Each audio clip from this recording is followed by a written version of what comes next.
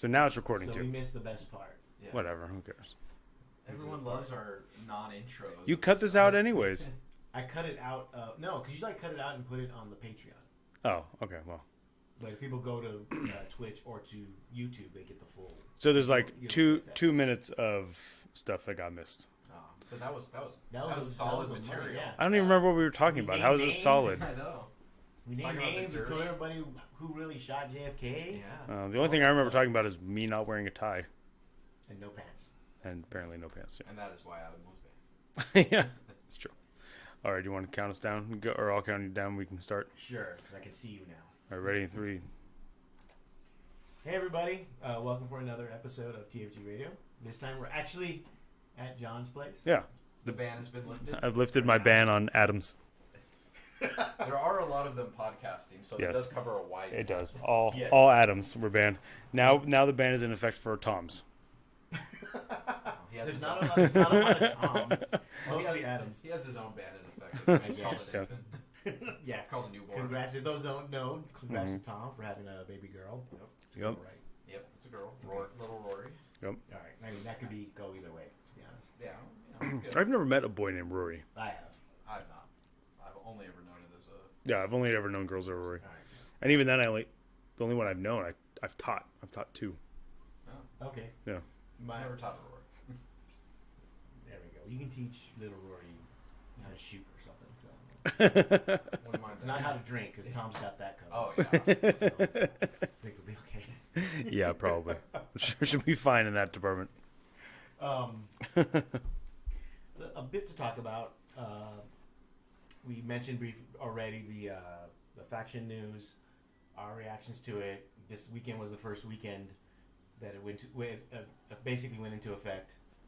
Went Not live. everybody followed it, but that's usually the case because it's never been really that enforceable to begin with. It's just it becomes enforceable on the back end, but it's just getting Reese and crew at the ITC and then BCP to Right. basically manually go in and correct things. So it does usually get corrected. It's just But it making was. their But lives it harder. wasn't. It wasn't. Well, it wasn't like that before. Before they didn't really. The only times they would correct it is if someone. Yes, when I'm sitting there at LVO calculating best factions, that people come up like, hey, that list isn't really this, right? Yeah, that happened again last year too. Yeah. So, but so hopefully going forward, because since it's so much easier during a lunch or a break, or even the night after the first day, Yeah. it should be easier to go in and change them. Right. Like our event is coming up next weekend, and my plan is either after Saturday, after the first day, I can easily just go in, see what everybody's army is. If there's any deviation, more or less, just switch it to whatever. Right. Whatever suit. Because we're you not want. doing the 50% plus one or 75% or anything like that, I don't really have to worry about. Right. I don't have to do math. It does make it relatively simple, which So. is nice. But Yeah, so that's easier to keep track. It is easier to track. It's just whether TLs want to do that. One would hope. But I mean, it was interesting. Kind of scanning 40K stats and just Mhm. VCP. That there were a decent amount of kind of mono faction lists that were doing well in some of the larger events. So maybe it is actually doing what some of the proponents said, that it's diversifying the meta a bit because you're seeing more outlandish lists because people really do want to stay single faction. So they're building lists that are not as cookie cutter. So Mhm. they're throwing the usual meta list curveballs because people just don't see them. Like, what is it, Matthew Ali, who made top 8 LBO this past year. I think he did really well term, if not in the top 4 with like a pure Thousand Suns list. Yeah, I think Yeah. Matthew. Hold on, let me bring it up. But there's Tony from that does it. He does it for the Best in Faction podcast, but he ports it over to the competitive 40K Facebook group. He does a weekend wrap up of the GTs. Right. And when he listed all the top 3 for each tournament, it wasn't like the same 3 every tournament. It wasn't even close to being like the same 3. Right. So you're seeing a lot more different, and the winner of the Dallas Open, I believe, was Matthew. I'll check right now, but it was a Thousand Suns list with Rubric Marines. Yeah. Both. What is it? The bolter, right, makes them and with their warp bolter, and they got cheaper. Did they get cheaper in chapter approved? probably. I'm sure they it's did, not yeah. like I paid attention to them in chapter approved. That's I was fine pouring over them. because nobody did. Right. Although I'm happy to see rubric Marines on the tabletop, right? Like an iconic 40K unit. Yeah, Matthew Ali actually came in first. Now, to be fair, there were four people that were undefeated. Oof, yeah. So, but that included Thousand Suns, Gene Stealer Cult with Nick Rose, Aldari, and Imperium. So Okay. no repeats. If you go further, you have Knights, another Imperium in 5th, Knights in 6th, Imperial Knights again, and then Gene Stealer Cult and Imperial Knights tied for 7th. 9th is Aldari, and then so it looks like Gene Stealer Cult, Aldari, and Knights in the top 10. That's not shocking though, right? Like, Right, but I mean, in terms of undefeated, I know. If anyone watched the Dallas Open, then they saw, especially if you watched the finals between Nick Rose and Andrew Ford, you watched Mental Onslaught work its magic and do 20. I think it was 25 mortal wounds because of the Mental Onslaught, right? And kill the. In which the Knight player said that's broken.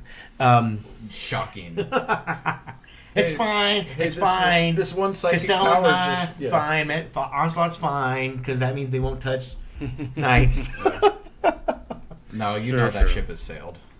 That ship has sailed. No, well, I'm not playing Knights anymore, so. Yeah, well, there you go. Well, I'm not selling my Knights either. It's too big. Maybe Chaos Knights. Maybe they get untouched. Maybe they get better. No. Come on. You well, gotta they- have hope well, somewhere but- for some well- Knights to be good someplace. By again, thinking of the meta as like an ecosystem, right? Maybe if Imperial Knights get toned down, right?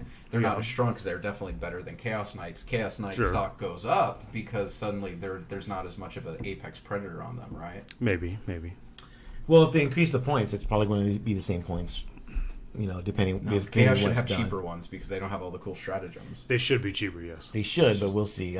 So far, they've matched the points. Yeah. With Fairly Cha- well, with right? Chaos. Dumb. Sorry. Well, you can only do so much, Danny. I know. So Dallas Open GT, that was Thousand Suns. They were. We had Broadside Bash. Oh yeah. For Yep. those that went, we don't normally go because we just don't like going. It's fine. It's not a big deal. But- I always have fun It is when what I it go, is. but that's not because of the That's tournament. 'cause- that's It's 'cause the because last I time you- know like 50% of the people Yeah, right. there. That's because the right? last time you went was War Machine. No, last time I went was 40K. The last time I went was the last time we all went when it was The last time I went was great because I got a better paint score yes. than Travis. And I got a better paint score than you. And his, So and his Grey Knights had So like remember, that's 18 the last levels time of I went. silver on it. And Yeah. they were like, yeah, this is basic. By the transitive property, Transitive I was property. the best painter on That's on fine. the team at the moment. 'Cause That's I got fine. like a 21 or a 22 with my Harlequin. I don't remember. I just beat Travis. That's all I cared about. Nice.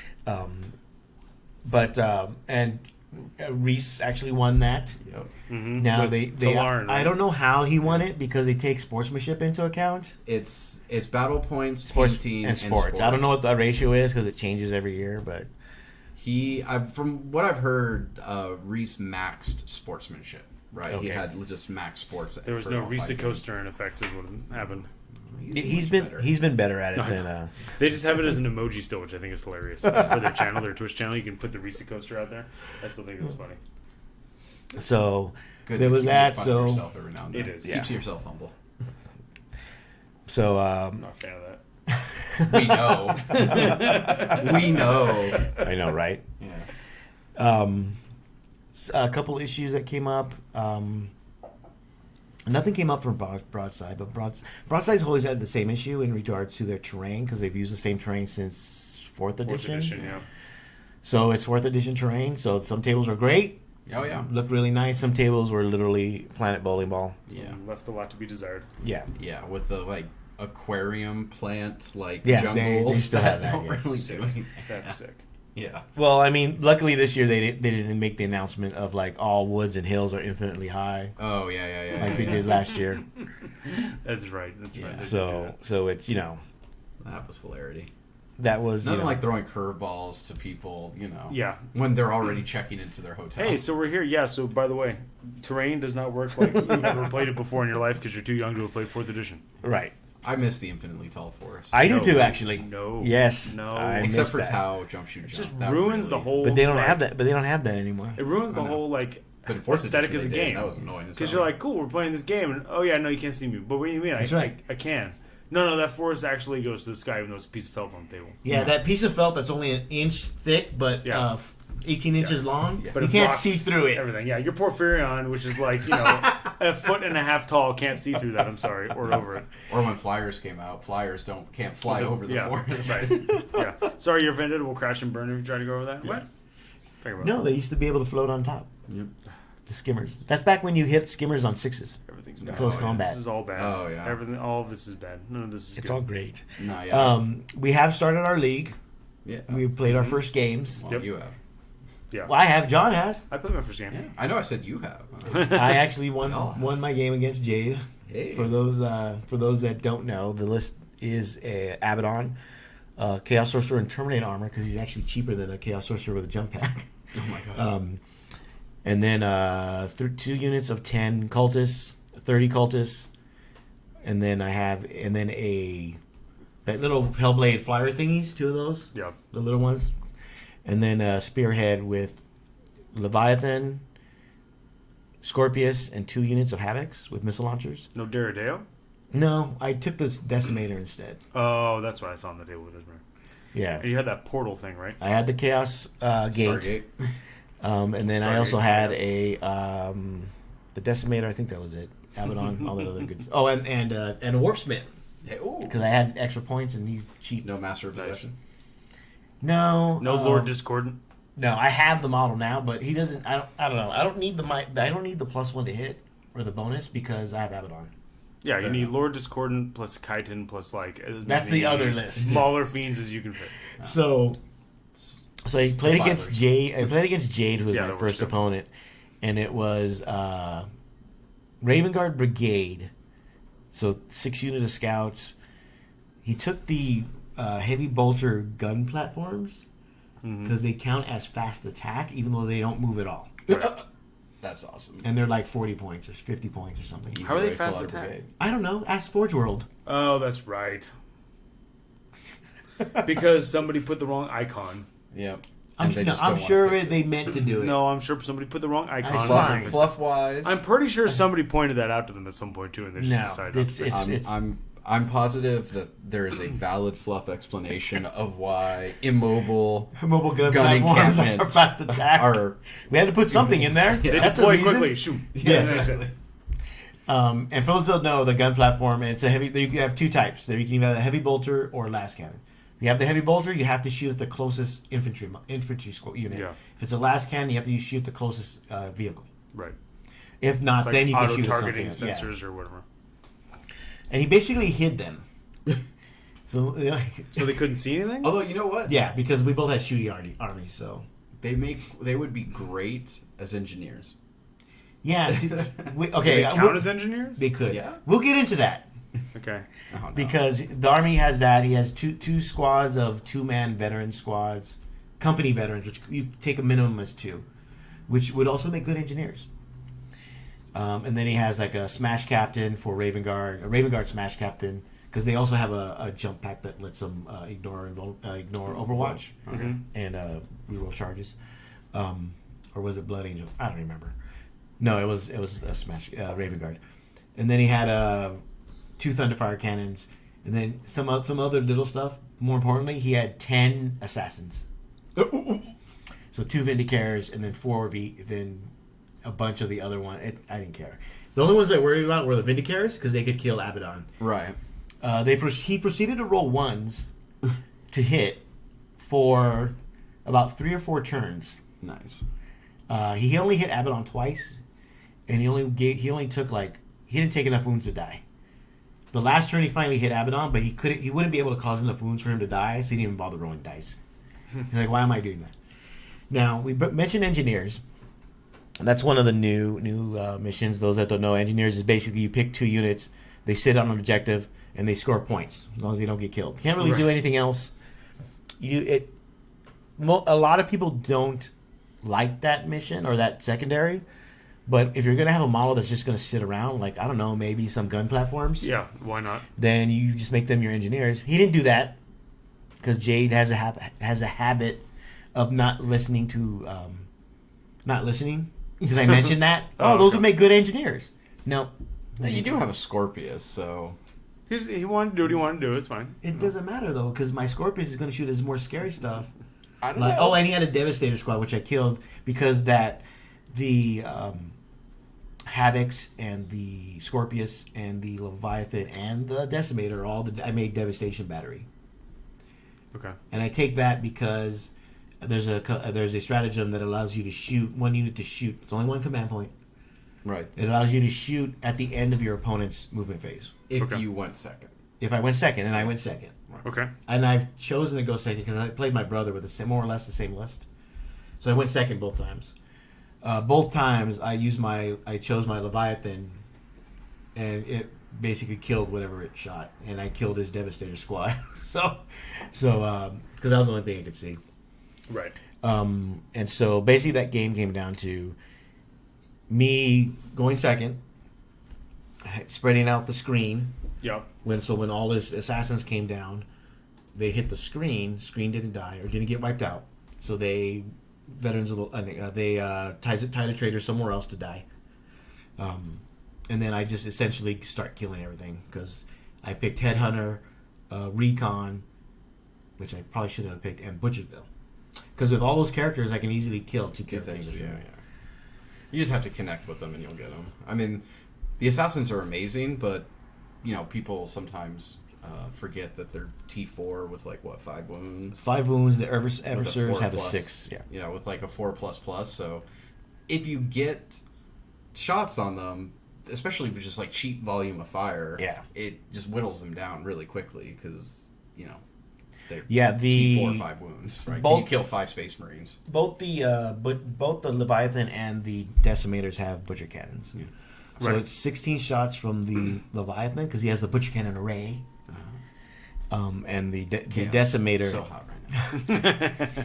And the Decimator has 8 shots basically for his Butcher Cannons, and those just and they're strength 8.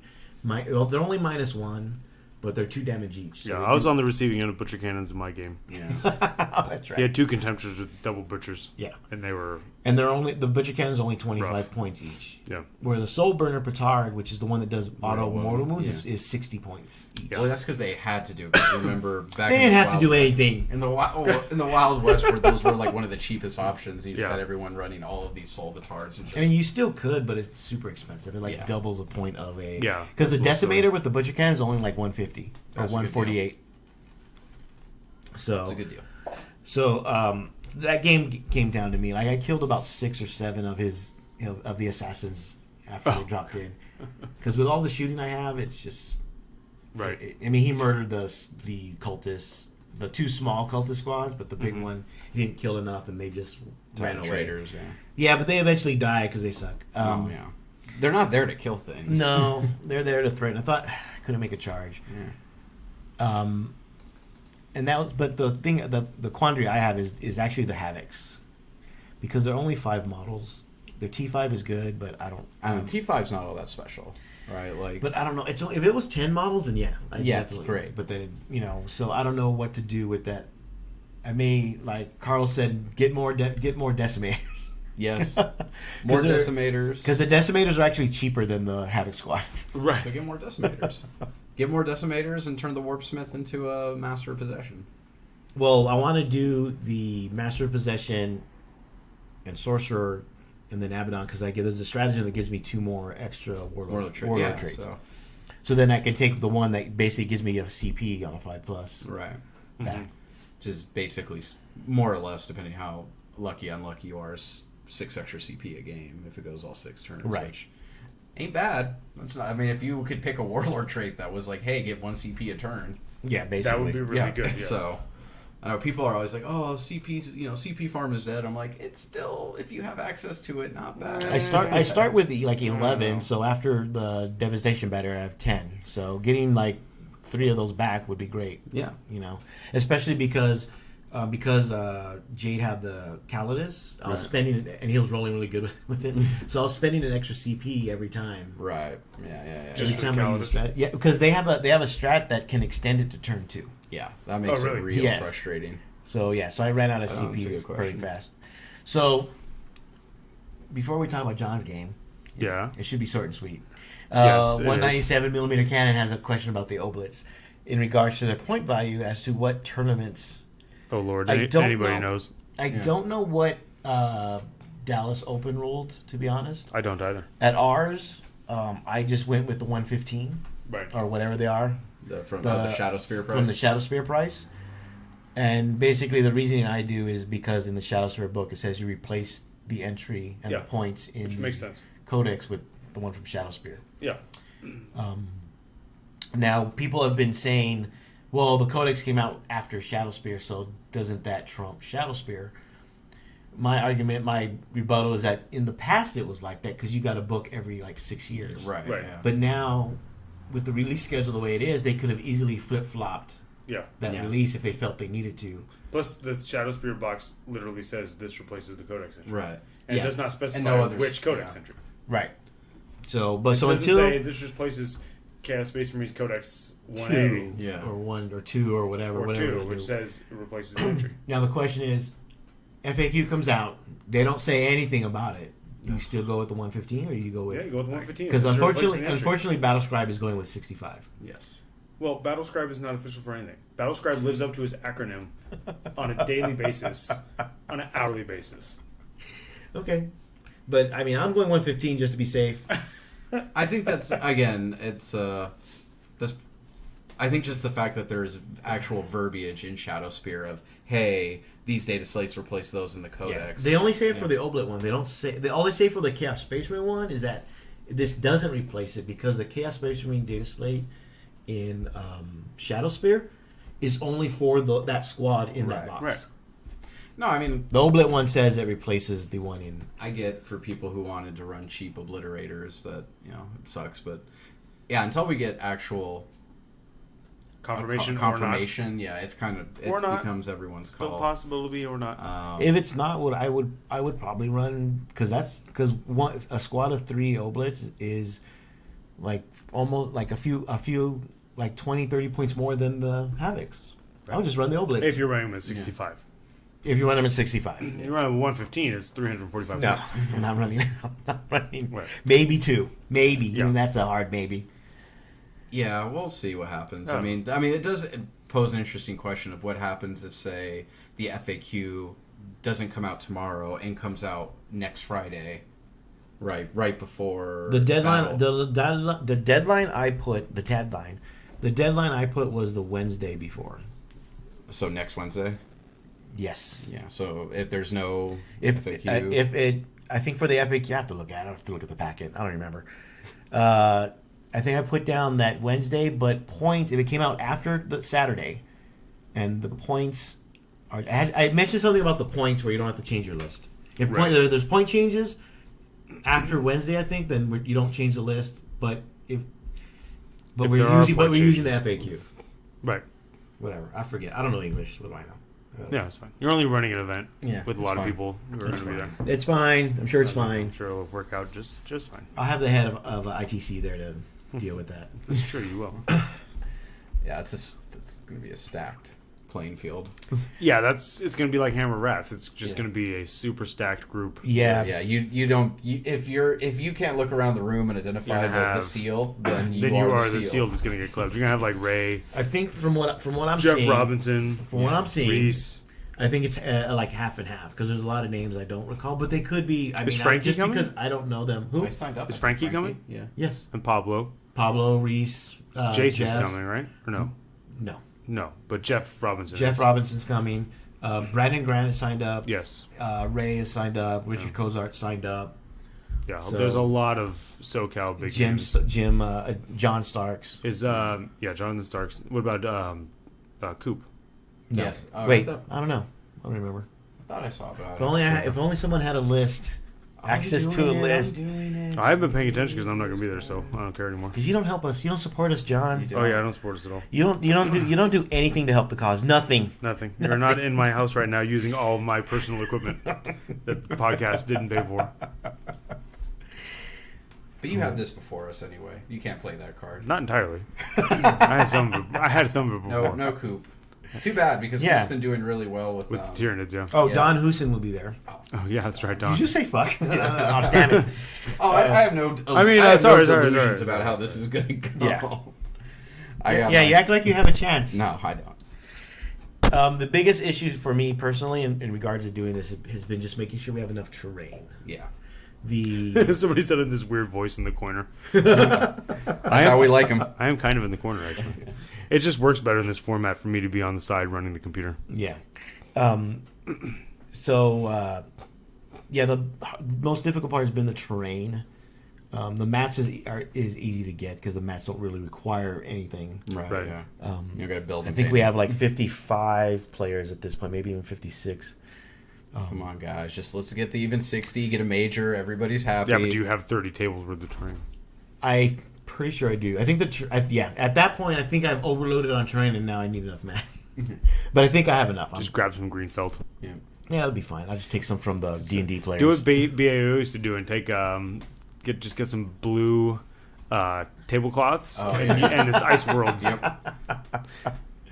I never minded that. People used to complain. I was always like, yeah, whatever. We've become we're also older tournament players where we remember the battle days before fat mats, right? Before really nice terrain where it was just a lot of felt. Well, I'm gonna bring extra books. Yep. See, books and to put under the tablecloth like the old days. Hills. I loved that in the 3rd edition book where they're like, yeah, you make a hill by putting your textbooks underneath. I'm like, what? Yeah.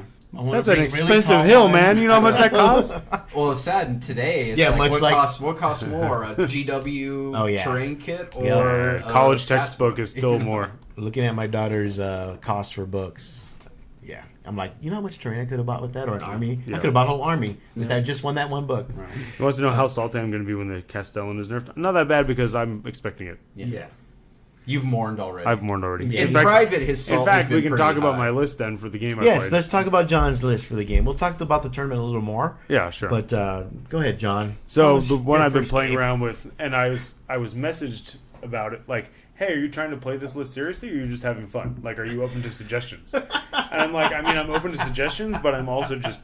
Right now, I've been playing for the last, what was the last league? 5 weeks? 6 weeks? Yeah. It was 6 weeks with 5 games. So I've been playing for, the last 8 weeks just for fun. Yeah. Right now, I just don't care. There are no tournaments in the foreseeable future that I'm going to be able to get to. Right. So I'm like, whatever. I'm just going to play in this league and do whatever. Right. So the list is a Porphyrion because I'm trying to get used to not using a Castellan. Okay. And I bought a Porphyrion, so I want to use it. Well, yeah. Before I decide this isn't that great, so I'm going to sell it, which I'm right about at that point. It looks like it from judging from your games. So, So it's a Porphyrion, and then that's it. It's in a super heavy auxiliary.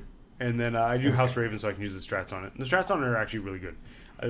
First turn of the game, I did not use the Raven strat on it. Okay. Thinking, I might want to save those CP. Right. And then I ended up rolling an awful lot of ones. Oh. Yeah. So that was, I'll do it. Predictable, I suppose. And then then there's double battalions, an Astromilitarum battalion, the same one I've been running for forever. Okay. Double commanders, 3 squads with mortars, whatever. Yeah. And then a Space Marine battalion with 3 tactical squads because I haven't built any intercessors. And they're just sitting there. Or the interceptors. Those were also sitting unbuilt. Okay, those are the jump pack guys. Yeah. No, the interceptors are the... Wait. Like the guys that sneak in. The infiltrators. Infiltrators. Yeah. Okay, so I have... No, it's infiltrators.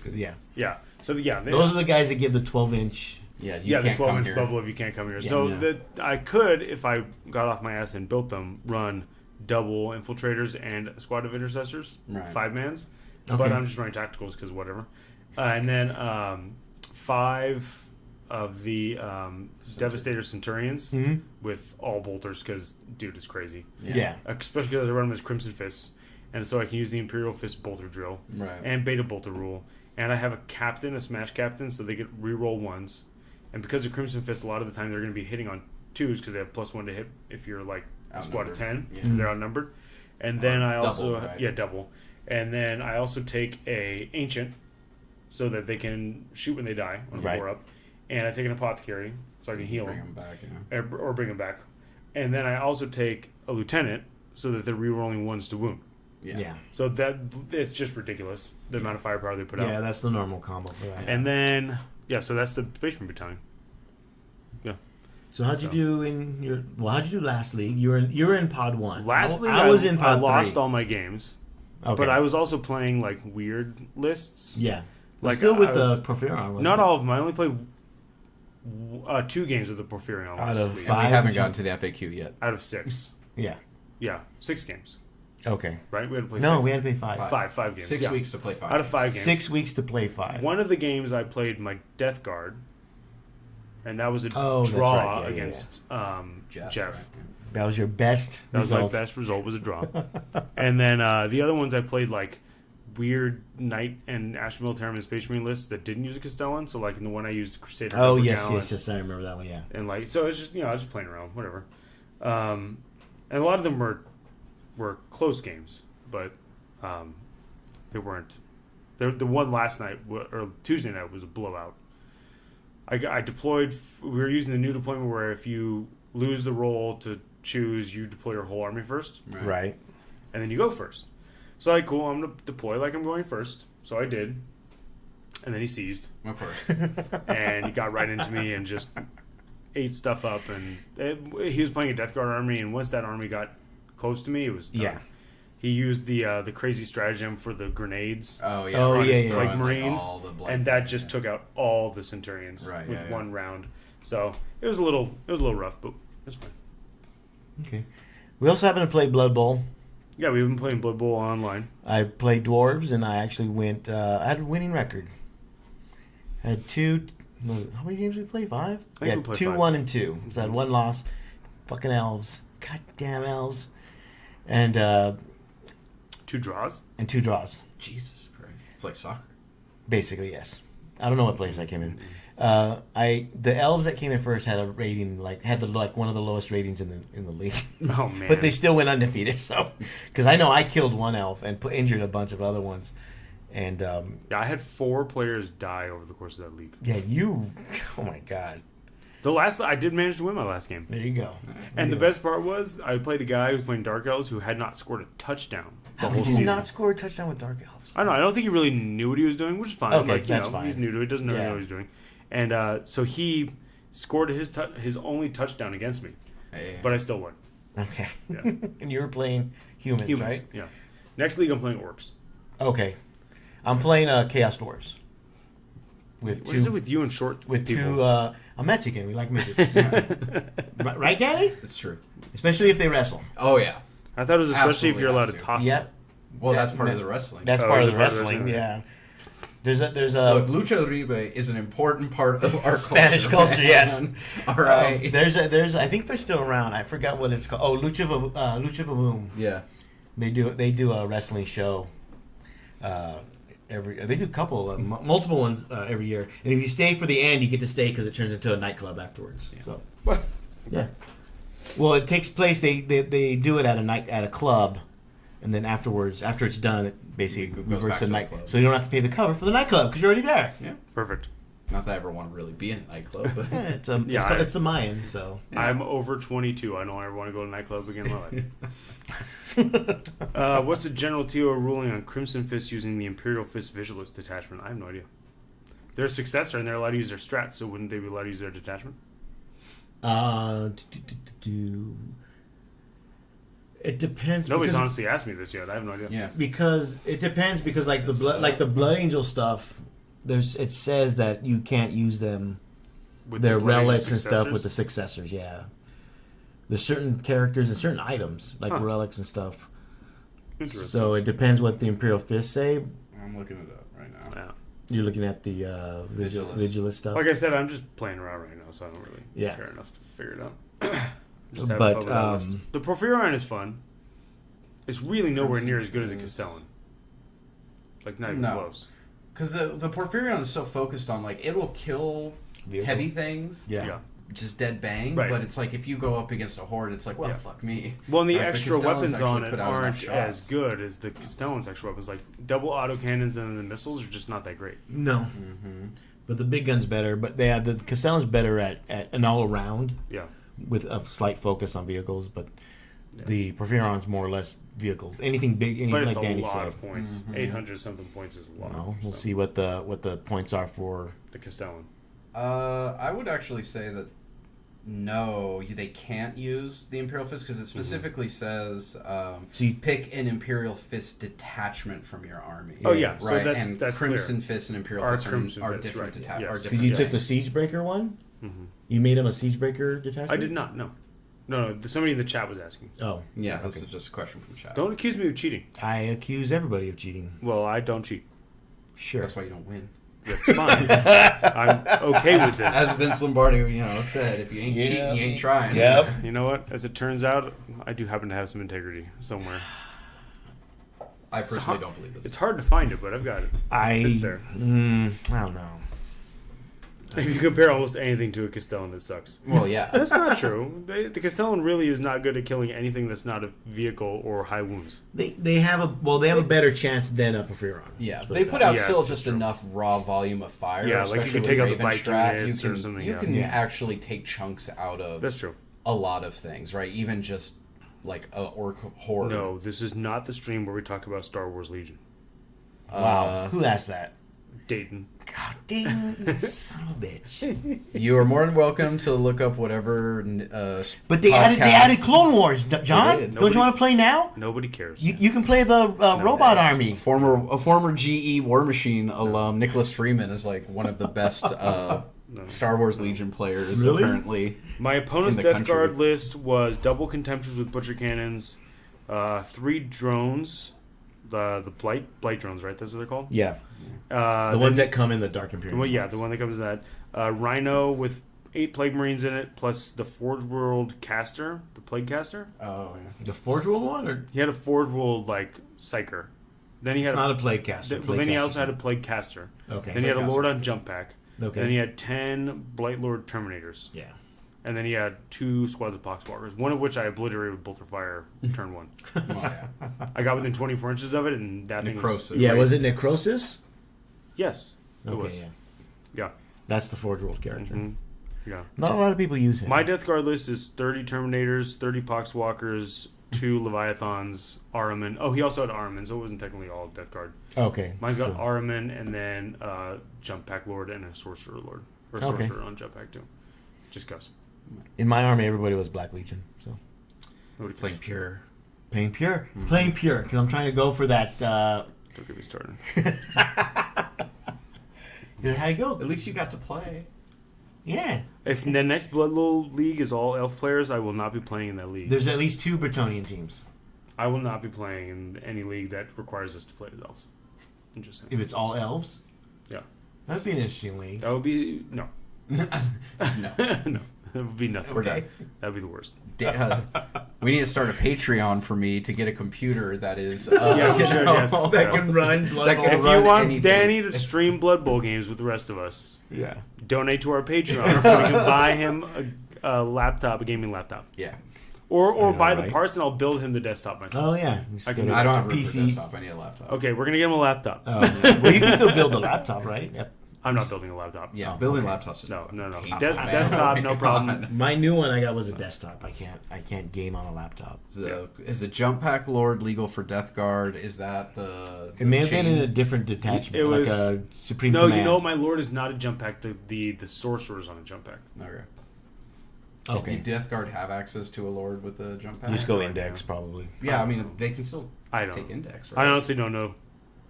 Sorry, Foresight. Well, no, they couldn't because the Death Guard didn't exist in index. That's true. Yes, they did. No, they didn't have their own index. I thought they did. No, they were just Chaos. Yeah. And just the Chaos Space Marine section. I'll have to look it up. Sure. Maybe I was cheated. And I can get our commissioner to give me a win. No. You thought you had integrity. I thought we can. No, but no. Earn your wins. Retroactively changing things is fully 100% allowed. That was established somewhere on the internet today.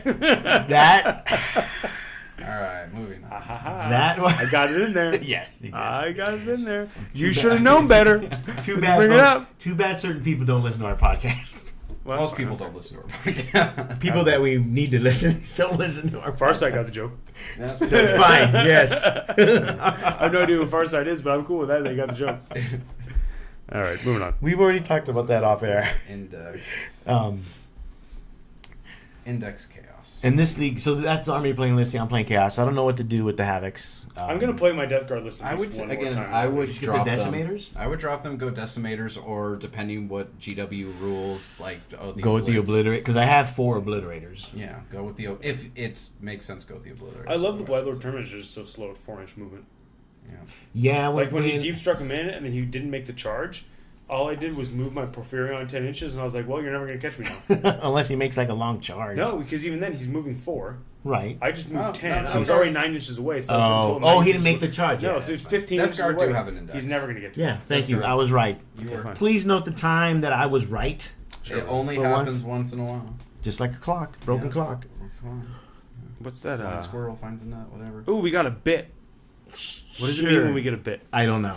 Thank you, Dayton, for our bit. When we figure out what it does, we will totally be more appreciative of your bit. I'm appreciative. But Thank I'm you, so- Dave. I've I'm so actually, appreciative of your unfortunately, I've seen his bit at LVO, so I'm okay with. Everybody saw his bit in OVO. Certainly was a bit. A small bit. So Let's see, Death Guard type of. We're Oh no, doing- they says Death Guard Armless Chaos Lord, right? Just so you can just go back to the index version of a Chaos Lord. That Oh, can cool. take a Okay. jetpack, so Cool. It's you just go. an index version. Oh yeah, because Jacob had the Lord with the Cook. jetpack, and we had Good and we had an design, issue with it because somebody was claiming he was playing an illegal list at LVO. Boo, cheaters, boo. At LVO, I forgot about that because Jacob's. Well, of course we're going to say he wasn't. He was on our team. I mean, that's just the way that works. He's Don't put that on record. In case he ever does well. Hey, I have integrity. We just established that earlier. Did we though? We did. Did we? We Because I we said have it. not established that at all. I Actually, said it. there's no evidence that Yes, confirms that. but no. Just for you, Tommy. You know what? If certain people could go on TV and just claim no collusion Oh my god! till they're blue in the face and have it be true, then I can sit here and say whatever I want and have it be true. Ugh. Sisters of Battle coming out in 2 weeks.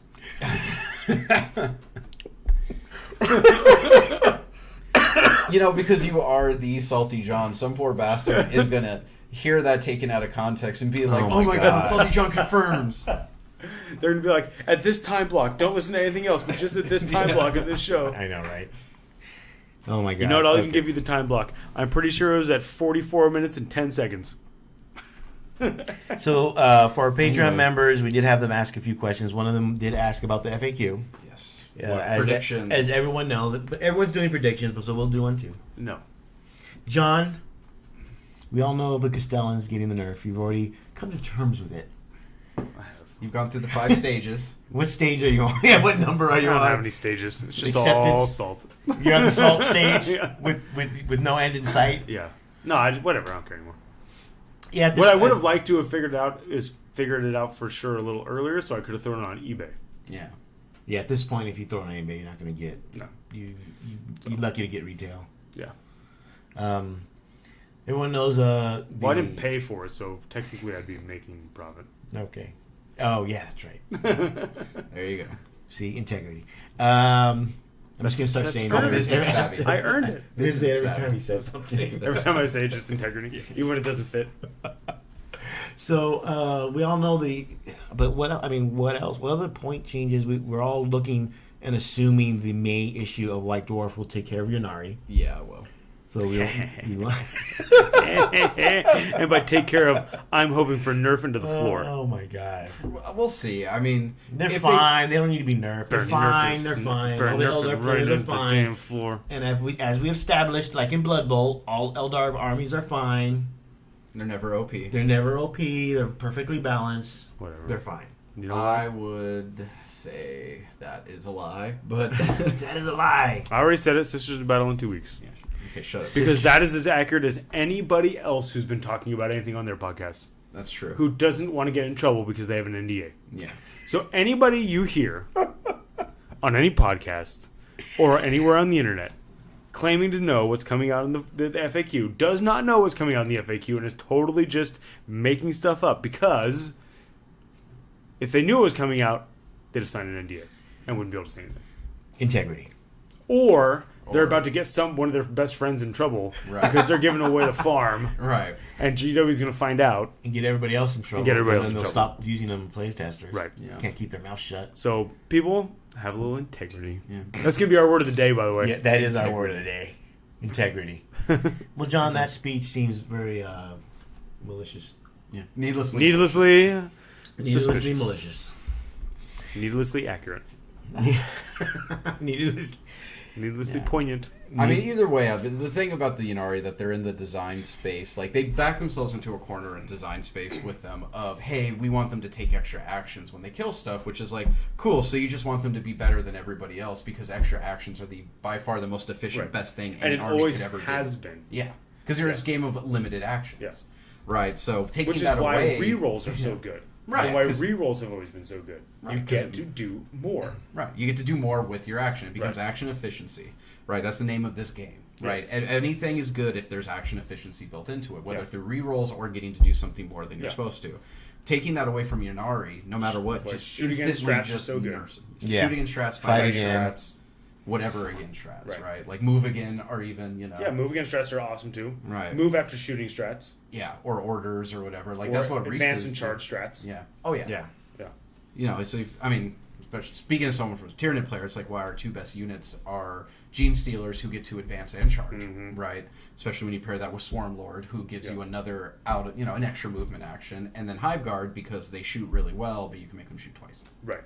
Yeah, exactly. They're just it's that efficiency that comes along with it. Right. Like, so it's one of those things of taking that away from Ynnari, unless they would really have to give them some very unique powers and very unique war gear that is much more powerful than what everybody else has got to keep them at the same level. Just taking away their ability to have more than one action consistently is going to nerf them. Does that make them bad? Are they going to be unplayable? Because some people have been grumbling, they're going to be nerfed, they're going to be unplayable. That doesn't mean anything, right? Like, they could still be playable, but are they going to be as good as they are now? Hopefully not. Well, I hope they're unplayable. What it will do is it will... That's just me. Because you have integrity. In that case, I have hatred. You have what? Hatred. Oh, yeah. Can it be both? I mean, I guess you could hate with integrity. Yeah. I do generally only hate things that really deserve it. Well, okay. That's a matter of opinion in regards to Ynnari, though. No, I'm sorry. In that they deserve it. It's an alternative fact. Now, I agree, but still. What else? So... What else coming down? I think the Castellan and maybe, hopefully, the Oblitz are at least addressed in what their points should be, right? Maybe the only point changes. Well, I don't know if there's going to be any others. I hope the Gallant goes down like 80 points. No, Gallant goes up. No, I don't think they'll do anything with Gallant. I don't think people care enough about Gallant will be Gallant doesn't make enough points. Gallant doesn't make enough waves, right? Because like the thing is, Gallant's will be done to make Knights better, only worse. Yeah. Period. Well, the thing is, like, Gallants don't have the same feel bads moment for the most part, because a Castellan turn 1 just blasts you to hell, right? Yeah. Like a Gallant, because it's a melee thing, it's more susceptible to counterplay. Right, it's like, oh, you've got this Gallant breathing down my neck. Okay, here's my chaff unit, 3.5 inches away from you. Right, have fun moving next turn. Right, yeah, charge these chumps, have fun. Right, you can't do that to a Castellan. No. Right. No, you can't. Are they going to nerf assassins? Hell no. Right. No, they just came out. They just You can't nerf something for at least like 9 months. Well, it takes time for them to actually, play test and even know about problems. It takes time for them to make the money off of it. Yeah, and they nerf it. That's like they're selling. They're selling. Knights came out June, rocked. They did a mini nerf with the CP farm, and then let Castellan do well at LVO for that last bit of like everybody needs to buy a Castellan, and then the April FAQ comes in, nerfs it to the floor. And they're gonna, which is 9 months more or less. And then that's it. The smart thing to do would be like somehow make the Valiant better. Well, no, that's what I wonder. It's like the Valiant goes down 150 points. Drop the Valiant by 100 points. Boom, done. Yep. They would have hand over fist at that point. Then they would have to price the weapons, right, as opposed to the. They just make the conflagration cannon free. I think it already is free, isn't it? Or the harpoon. They'll just, if you wanted to do that, not saying they would do Conflagration that. cannon minus 100 points. You take this cheaper. Done. Profit. Done. You're welcome, GW. Yeah. A question regarding the punishing volley, which is the stratagem about which I spoke about earlier. Oh yeah, lets you shoot. Can you use Veterans of the Long War when you use it? Yes. I already did the research on this. Yes, you can, because it just says when a unit shoots, you can choose to activate it. Okay. It doesn't say in your shooting phase. You can't use Endless Cacophony. Because that's at the end of the shooting That's phase. the end of your shooting Yeah, phase. your shooting and it's phase. not your shooting phase. It's your opponent's movement Correct. phase. Yeah, So- that one's pretty cut and dry when you actually do the research and look into So it. yes to one. Yeah, yes to you can still use Veterans for that extra FU. No, you don't get to double tap. Yeah. Thank you, Danny, for doing research, because I can't Hey, do that. Hammerhead Games. Oh, Buy their Hammerhead- products. They do. I have I got a package from Hammerhead Games that opening up was like literally trying to field dress a raccoon. Like it was packed so tight, it was insane. But I have to say that my current army has 120 gaunts in it, and I can do my movement phase in about 3 minutes because of the movement trace. Yeah. Sick. That's So pretty good. and I also have the super slick CP tracker score Yeah, tracker I've got that too. thing. That's awesome. So yeah, guys, Hammerhead Games is awesome. Get their. I don't think I've played a game You always have that in tracker. like a year and a half or so without something that's a Hammerhead game product. Yeah. Whether it was the first tray I ever bought Oh yeah. at the first BAO where they sold them, or the tracker, Yeah. or the movement stick, Yeah. or I use it for everything. Wound trackers, I've used their wound trackers. I have their products, but I don't use them. It's all right, Tony. It made it to my place and did not get stolen, That so was I worse. am immediately happy. Mainly because I forget. Not because I Yeah, don't you want left to. yours sitting on the table the other day. I had to come over and give it to I you. was advertising it because it has You Hammerhead weren't Games advertising it. It was like show shoved name. inside terrain. Yeah, so when the next person plays with the terrain, they Not only see does it. it have the Hammerhead Games logo on it, it has the TFG Radio logo on it. Don't you don't have to say that. Tony doesn't need to know that. You know, Tony, from now on, only send things for me. He does. I've never gotten anything from it. It always But comes I to give your it to- house and but then I you give give it it to to you. me. So just don't send Well, at things least for Adam anymore. Send some me. of the things. Gotta take my cut. Right? Yes, that's right. Integrity. Wet my beak. Integrity. Integrity. Oh my god. What other questions? There was a question on the chat, but I don't remember what it was. Well, we could scroll up. For Come a up with second. unique chapter trade if it's good enough. Oh no. Chaos hasn't had their turn with knights. No, I mean again, I still think Chaos Knights should be cheaper than the Imperial counterparts No, because we they don't answered all get the questions in stratagems. chat. Oh, and I see a poor Pablo and his Castellan. He just got back from commission. Oh, there's a meme for that. I made a meme about that actually. I made a meme about the friend who had the friend of a playtester who had my a God. commissioned Castellan done, and it was the what is it? The Tom the Disturbed Cat, Tom yeah. or meme or whatever. Right? Yeah. Yeah, I made that. It was on the last show. It's a good meme. Watch our last show. Memes are dank. Oh, was it on there? Yeah. Are they though? I tried to post a meme in Reddit dank memes, Yeah. Oh. and I can't because I don't have enough like Reddit credit or whatever they call. I don't know what they call it. Cheers or something like that. I don't know. I'm not like I don't post on Reddit ever, and because I'm not cool enough, I couldn't post in there. Oh. Look at that Their Salty threads. John not cool ugh for Whatever. something. It was a What a dank ass surprise. meme, man. It was great. I'll buy a Castellan for $20. Oh boy. So, Oh. Hammerhead Game asks, what do you think about the Eldar Exodites thing on the Warhammer community? So, it was, I think, for a book. The heck is an Exodite? And actually, It's- those are the feral. Those are the Eldar. dinosaur riding Eldars. They're the ones who protect the Exodite plant. So the Exodite. What? They ride South what? Sea Lion. they ride what? They ride in dinosaurs, okay, and that makes them. What is Okay. this? Warhammer Fantasy? So the fluff is basically it's a like a feudal planet. So but what do? You take your Eldar and you put them on like the fantasy lizardmen guys? Actually, yes, Yes. that's what they do. Yeah. Yeah. You do the best one. I wish we had the camera on you right now because I don't get it. Yeah. I can't tell if you're a sea lion or not. It doesn't matter. It's funny. It is. So yeah, so the fluff for those that don't know, unless they've changed it, the planet has like a core of wraith bone or whatever, Wraith. and that's where the souls go when they die, as opposed to like a wraith stone. And they're planets that work Wait, their soul goes into their dinosaur? into the I'm planet's gonna core, punch you. like Avatar. Keep up. you just did an Alan sigh right there. Well, Alan plays Exodites, which makes Yeah. me sigh every time I see it. Every time I see Alan bring his shining spears, which that are on dinosaurs, dinosaurs. yes. Yeah.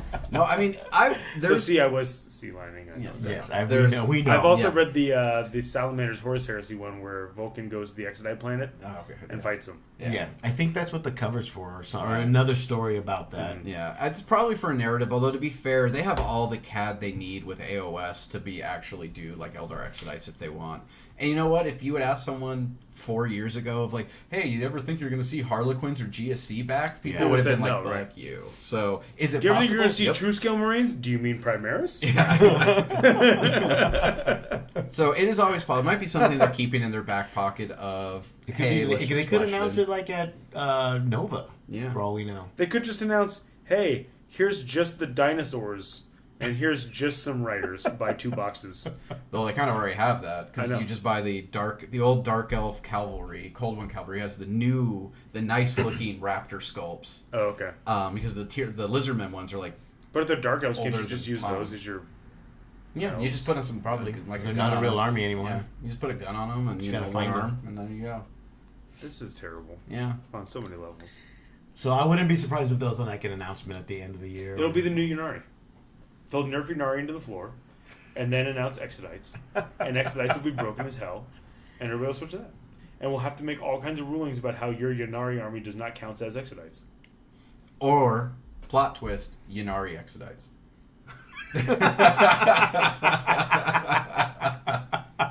You know what? You can finish the show on your own. Integrity. And the screen goes blank. And fade to black. So, what were we talking about? FAQ. Sorry. I don't really know that your wife thinks you're an idiot because you're laughing out loud. We're pretty funny. It's okay. Are we? Well, I am. I don't know about you two. I don't know. I don't know. Integrity. I don't know what. No, that's humor. I don't know what. I can't think of what else they would FAQ. I mean, there's a bunch of questions we know and everybody has, but I don't know. Always nerfed out.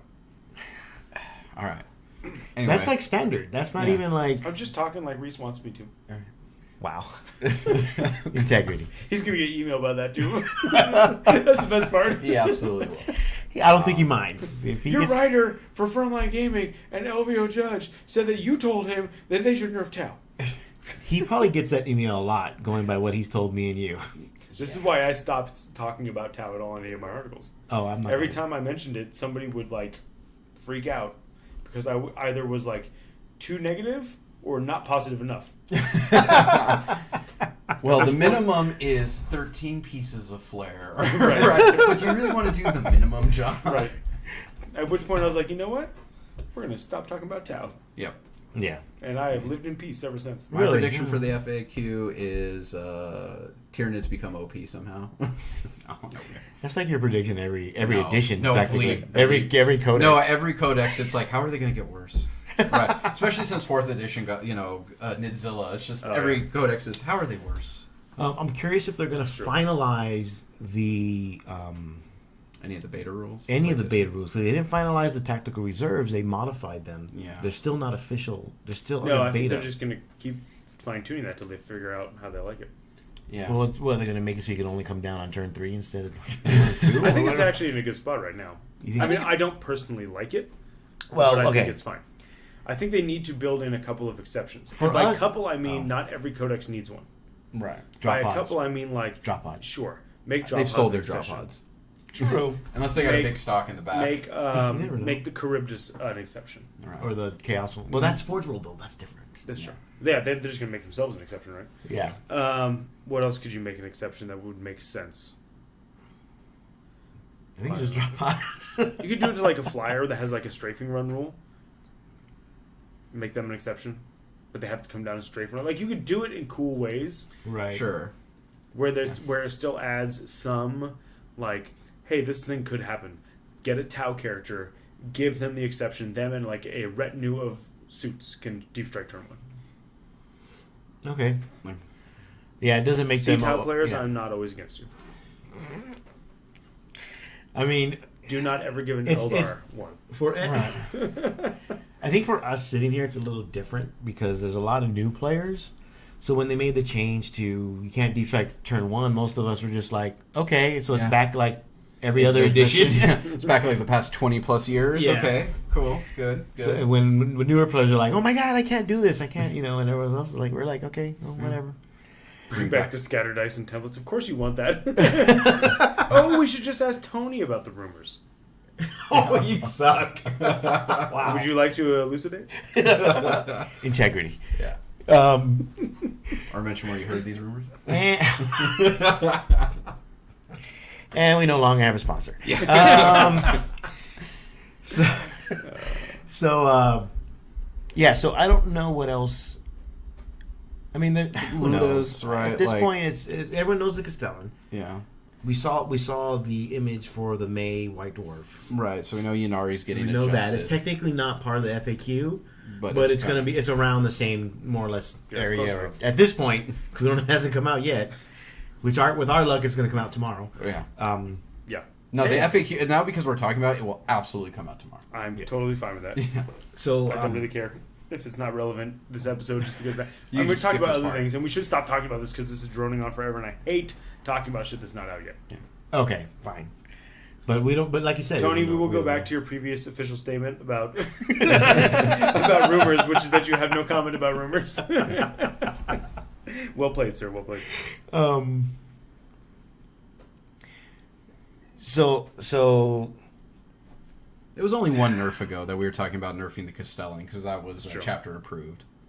Yeah. Yeah, and everyone was hoping for that one. So I think everyone's had enough for after the April FAQ, didn't it? Yes, it came out in June. It didn't make it through the September one, which is what everyone was expecting. But CP region did not make it through. Right. That's really was the first nerf to the Castellan. I'm okay with them doing things in incremental amounts. Really, I am. It's better. Right? It's better than a knee jerk. A soft touch is better because you can always readjust and refine, as opposed to, oh my god, we just made it even fucking worse. Yes. Yeah, absolutely. I mentioned the event coming up in 2 weeks or next week. I'm the only one playing. You're the only one playing. I'm helping. Actually, Jacob offered to help. Oh, so we suckered him into. I told him he's going to judge. That's cool. He can watch Reese and Jeff's table. You're gonna put them together round one. No, but and we put that together fairly quickly. 6 weeks. 6 weeks, yeah, it's like 6 something weeks. like that, like 6, maybe 2 months. 6 weeks, and it's almost a major. Yes, I think a couple more people. So come on over. I said almost. I didn't say what. A couple more people. Almost. No more people. I'm okay with no more people. I'm not gonna be there. I don't care. Like it's just like the country. It's full.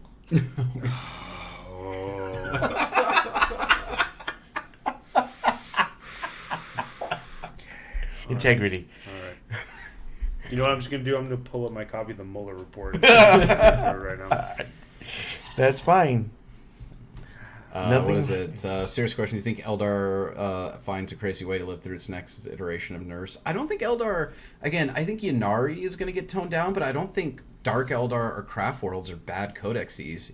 They're still good. You're still going to see flyer spam. You're still going to see... It may not be as good, but it's still going to be good. Yeah, like I think there's always... I mean, that's the thing. There's always something good in Eldar. There's always something good in Dark Eldar, right? Always. There always is a build that you can do, if not two. Like they have all the tools. Especially once you allowed allies in 6th. Yeah. 7th. Yeah. 6th? 6th. I mean, the big thing is, we said this before, is just what makes Eldar always good is that, especially Craft Worlds, is that they get to play every phase of the game, and they're good at every phase of the game. So and they're going to be a good army. In this edition, it's multiple times. And they usually have tricks in certain phases of the game that make them better, too. Yeah, so it's just always been like that. They're going to be... Yanari might go away until Exodites become the new Yanari. Prediction now. TFG Radio prediction. Says also come out to the Wasteland Weekend Gentleman's GT. You know what? If you have it on a weekend in June that's not the first weekend, and that's not fucking Father's Day weekend... I'm going. Yeah, because your kid's daughter's gone. Like an adult. And your family don't love you. True. This is true. Yeah. It is hard to be like, hey kids, over Father's Day weekend, let's go to bye. I'm doing that for my birthday weekend. For this tournament. I'm just not even going to be home. Birthday is different because the birthday is more like either yours or your mother's. Like, it's not anybody else in like your family that you've created. Right. Yeah. No, that's true. It has to do with you, and it has to do with your mom. Yeah, because my Father's Day is running between a lot of other people. That's not me. Yeah, because that's the way it is until, unfortunately, your fathers start to die, and then you don't have to do that anymore. But that's sad. And or strange. Now we went to a dark place. You did. Integrity. I said we because the conversation included other people besides myself. I'm not talking on my own over here. I'm assuming you use whenever you talk, I assume the royal we. No. Life is just a series of goodbyes. Tony, that's the best day to have your day. You know what, Tony? Wait till your kid is like over, 4 months? Yeah. I think it's 2. Yeah, 2. He's like 2. When your kid starts doing stuff. Yeah. Like activities. And wants you around actively, yes. Yeah, you have to get, I love that, bro. Skype your dad lunch break. I don't know if John's dad can operate Skype. I know my dad can. Yeah. I like he's like, oh, no. we can do Facebook video chat through Messenger with my mom when like they're watching the kids, but we generally don't because it's easier just to talk on the phone. I know my dad can't. Yeah, he could. I think he just doesn't care to learn. Oh. Well, see, Tony's smart. The potato phase of a child, when they're an infant and just essentially a potato you have to feed and change every so often, is the best time to take them anywhere. Yeah. Because you can just wear those fuckers. They're happy. Just talk to them. Like, talk out your game or talk out what you're doing. 40K early. Pretty happy. 40K early family advice. Yeah. See, my kid's on the other end where she's on her own, so I don't have to worry about that I'm not about to bring an 8 and a 6-year-old to Vegas.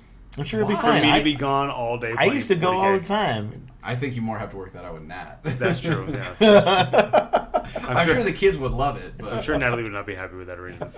No, just do what my parents did. Give me a $20 for quarters and drop me in Circus they or don't Excalibur. Have that they don't have that anymore though. That's the problem. Yeah, like all that Excalibur stuff doesn't have the arcade. No. Yeah, Circus doesn't have that giant arcade anymore. Yeah, they don't have that anymore. No. Fucking childhood. Yeah, that's what my parents used to do too because he used to be able to put the quarters in the machine. So my dad would like rack up all his quarters for the year. Yeah. And then he'd give me like 3 rolls of quarters and be like, when it's out, it's out. Have fun. Yeah.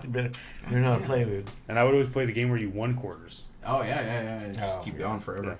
Yeah. So Richard had a question regarding, I talked to John about this earlier, a stratagem that's used at the start of the turn. Oh, when is the start when of the is turn? the start of the turn as opposed, and so Whenever the question I is, he wants to use a stratagem at the start of the turn. So, and then let's say someone vex it. Yeah. Or the form, whatever the plan, whatever the G-Star plan generations in the making. Sure, why not? So the question is he allowed to, one, is it a phase? And is he allowed to try it again on the same unit? In that at the start of the turn, because is the start of the turn a phase? My question is, when does the movement phase start? So as opposed to you end the fight phase, right? You do morale. You do morale phase. It cycles to the next. And then it cycles to the next turn. Does it automatically? Does the movement phase automatically start no matter what you do or don't do, or does it? Is there that phase where you can do stuff? The only phase or the only non-phase space that exists, to my knowledge, in the rules is at the start of the first battle round, but before the first turn begins. Okay. That's the only dead space. That's not any phase. It's not any. That's the only not timing. An argument. Yeah, that's the only timing that GW's ever really given. Mm-hmm. So I think based on what is in the rule book, it really is when you go to your next turn, you immediately start into the movement phase because that's the first turn. Richard Kozar? Yes. You know what? I don't like you anymore because you know what I just did for the first time in a long time? I opened my rule book. You don't have the pamphlet? The battle round. I'm going to now read to you from a hymnal. The battle round. Warhammer 40,000 is played in a series of battle rounds. During each battle round, both players have a turn. The same player always takes the first turn in each battle round. The mission you are playing will tell you which player this is. Each turn consists of a series of phases, which must be resolved in order. The phases are as follows. 1. Movement phase. 2. Psychic phase. 3. Shooting phase. 4. Charge phase. 5. Fight phase. 6. Morale phase. Bring it back. We speed. Can we do that? We again? Speed things that do not matter. Once a player's turn is ended, you use the royal we. Their opponent. Integrity. I did indeed. Their opponent then starts their turn. Yes. So there is no special time that is not time. It says literally, each turn consists of a series of phases. Okay. So it only consists of those phases. Therefore, your turn begins when the movement phase begins. Right. So if you do something at the beginning of your turn, you are doing it in the movement phase, which is part of the phase. Okay. So I will accept no other interpretation. I have spoken. We are done. Well, what about my wrinkle of the things that specifically say at the start of the first turn, but before, or the start of the first battle round, but before the first player turn? But that's right. That's a non-phase. Yeah. Right, but it's saying specifically before that's the not first turn. But that's not a phase. So anything that's like correct. But it doesn't see the stratagem he wants to use doesn't say that. It just says at the start of your turn. Start of your turn, which is so in the movement phase, which limits you to trying it once and allows it to be vected permanently. Yes. Yes. For that phase. Okay. Sorry, Richard. Sorry, not sorry. I've spoken.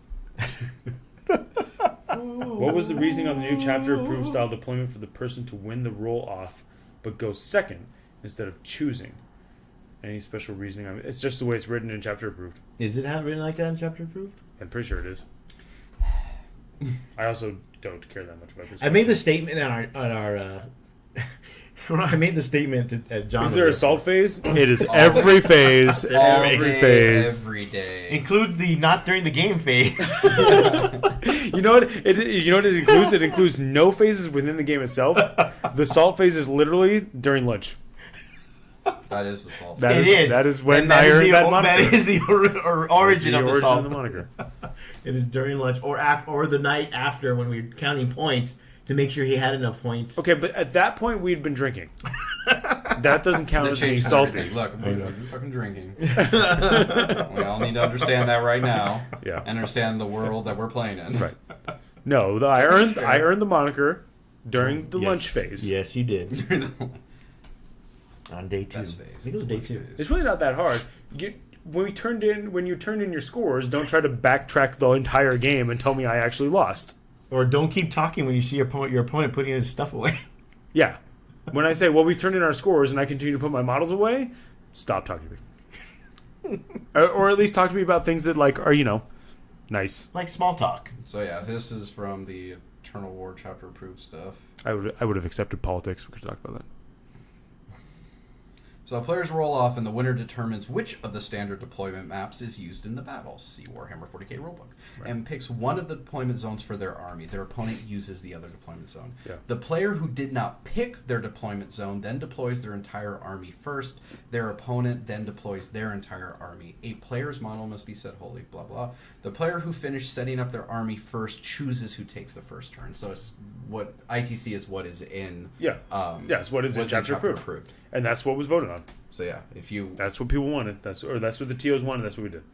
Yeah, that was more of a TO thing in our TO chat, in our TO group, as opposed to just ITC or Reese deciding. I think this again kind of goes with the idea though of why they did this is ITC tends to, especially with like the terrain kits they sell, aim for symmetrical battlefields, and I think that this rule is really built in mind of having asymmetrical battlefields where choosing your deployment zone can have a much bigger impact. So it's like, yes, I'd suddenly lose control of whether I go first or second. Don't boo us for reading rules. We read you the damn rule. Don't boo. Yeah, we don't get to write these. Clearly. Yeah. Well, you write them in the sense that they ask you to write them out, not necessarily choose them. So technically, John does write the rules. When it comes to the ITC missions, we kind of write them, but we did not write the specific one. No. We just cut and pasted. Yes. And I was explaining, like I explained on Tuesday, the further we get from LVO, the less I have the desire to look at a rule book. Until we reach that point where we actually start getting close. No, when we get... It's like me with caring about my games. Yeah. So the closer we get to a tournament that I'm actually going to be able to participate in, the more I care. Like, leading up to Barry Open, I played a bajillion games in 4 weeks and cared an awful lot about every one of those games. Used the clock, called people on measurement, all the stuff I normally do. Right now, I'm like, yeah, sure, I'll take some Tactical Marines. Who the hell cares? Tactical Marines and a Porphyrion, great. Oh, man, if I had a Land Raider, I'd totally play one. Why not? Land Raiders, new meta. Who cares, man? Hey, that crown gives my... Playing a list with 30 Terminators, how good am I? How much do I care right now? 0. Yeah, so right now I'm still on the decline. I think once it gets past May or June is when I start caring again because we're starting to get closer. Right. Like going through a forest. Yeah. Right now I'm not at the halfway point, so I'm not out of the forest yet. Right. So once I know we're going towards the LVL, then I'll start. You have to start... No, you have to care because you're running a tournament. You're running Battlefront, then you're gonna run Hammer of Wrath. Yeah. If there's a location. No, there is. It's gonna be at the store no matter what. I'll explain it. Okay, that's fine. You can explain later. Yeah.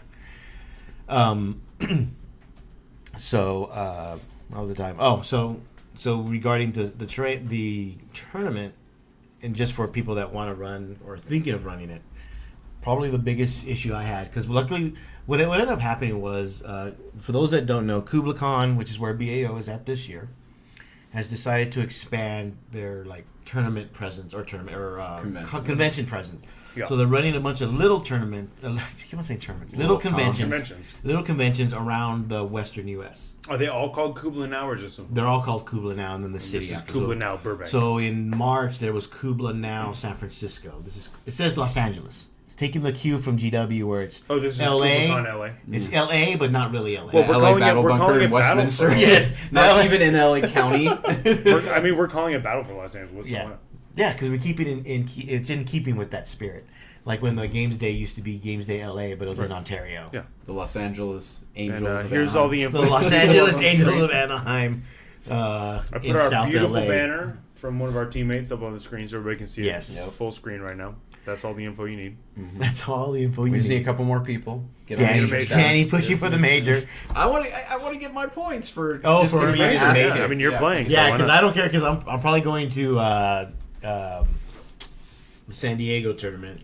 Yeah, I'm going to really SoCal. I'm really going to try to go this year. I really want to, but I actually get to play, so it'd be nice to get a major because I usually cap out at just for SoCal. It depends on what Natalie ends up wanting to do for her birthday. Oh, because she's Halloween. Oh, so if she wants to do it the weekend before. Then no. If she wants to do it the weekend after, then sure, maybe.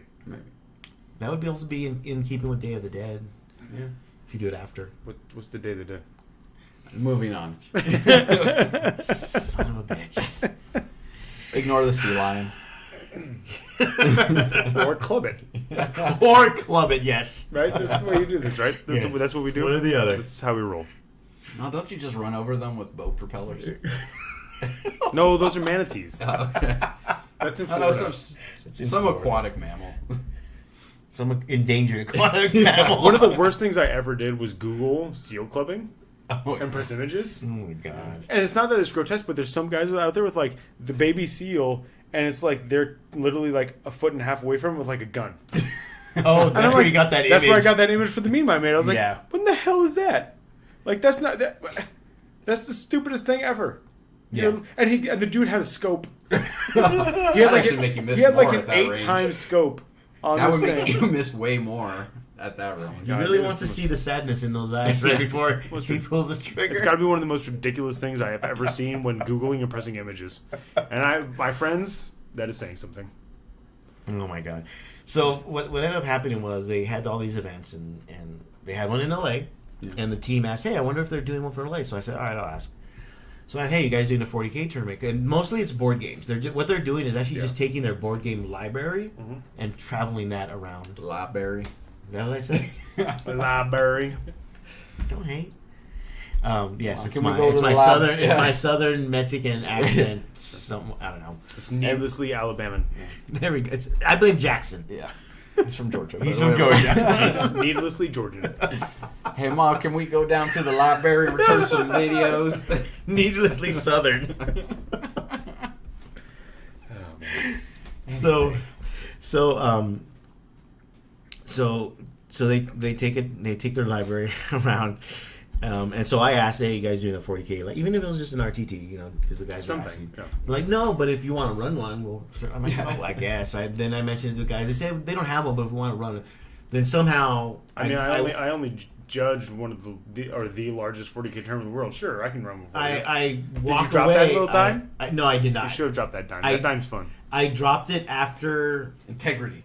No, I think that one follows under honesty. Oh my god! Not under pride. A little bit of both. Hubris. I'll take hubris. Okay, because it's a better word. Yes. Does it sound as bad, right? No, it sounds better. So I told the guys, and then I must have walked away or something because I come back and there's 100 messages about how they should do it. And I know none of them are going to do it. Sorry, guys, it's the truth. So I basically, and I know you guys are busy. And at the time, I wasn't busy. Right. Now I am. So it's a little bit tougher. But we've all helped you organize some stuff in some way. You guys have. The team helped too, to a certain extent. Paul dropped off a bunch of terrain the other night at the store. Yes. When I do the final tally, there will be a number of people I'll thank. Yeah. And they'll know who they are. Oh, I just remember that. I remember the morning of like literally walking to go teach and checking like, man, my chat's blowing up for a second. I better mute this. And then I'm like, and they're talking about, oh, maybe we run a tournament. I'm like, that's never going to happen, right? And then I go teach my class. I literally come back to my computer and I see, okay, who's got terrain? Danny, what do you have? And I'm like, what do I have? What did we just agree to? And I'm like, here's the spreadsheet that everybody said they're going to do. And so luckily we had that to go off of basically. No, we're from the West Coast. We can't do any accents, but we have a Southerner on our team. Yes, Jackson. Jackson's on our team. He's a Southerner. We kind of know what it sounds like. Yes, we're just bad at mimicking it because we don't care. Because we're mocking, not trying to be respectful to it. I don't understand. What do you mean respectful? Exactly, integrity. Got it. So basically, I volunteered to basically do it because I usually it's how I figured it's going to get done. Yep. And originally, I envisioned only we'll get like 30, maybe 35 people just to make sure we have a major. And now you're 4 away from 60. Yes, now we're 4. We've got more or less double what I originally envisioned. So it's becoming a bit of a make sure I have enough mats and terrain. I think. Tony wanted to know if you want to accept a ticket to the Wasteland weekend as a prize support. Sure. Yeah, that's cool. Definitely cool because that's going to be a major.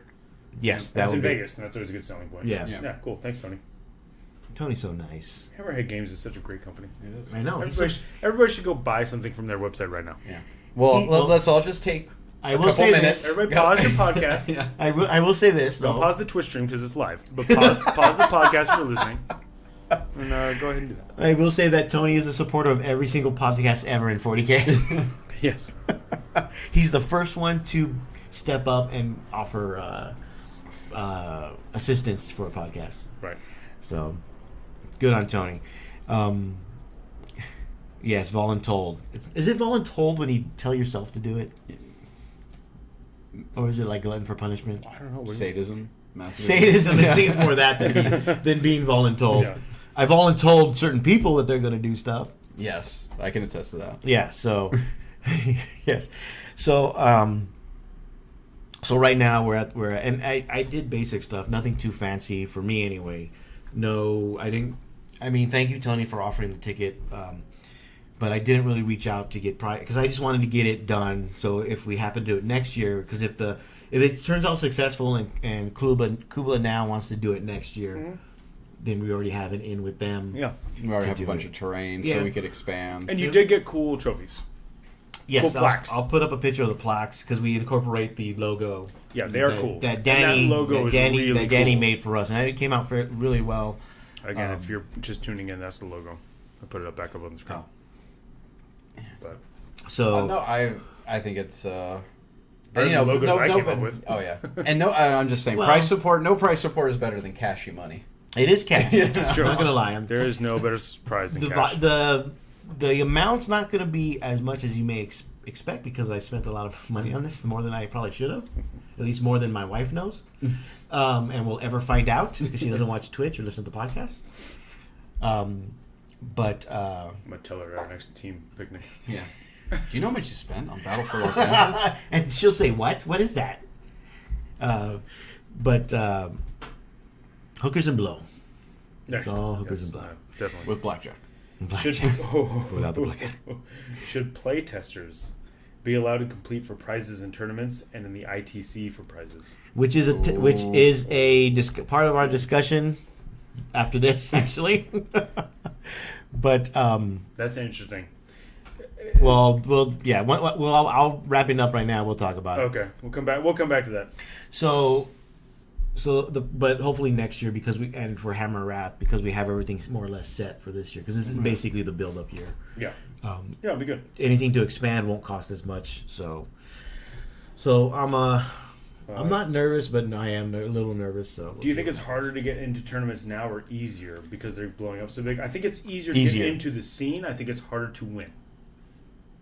In terms of playing, I was thinking that the other way. I was thinking of it running your own tournament. Yeah, I was thinking running. Oh, is he asking about running? I don't know. I think it is harder to get into running them. Yes, well, because it's hard if you to don't distinguish have, yourself. Yeah, like one of the reasons why so many people are coming to Battle for LA, and let's be honest, is because TFG Radio and you, I thought they liked everybody knows us as the LVO judges. Right.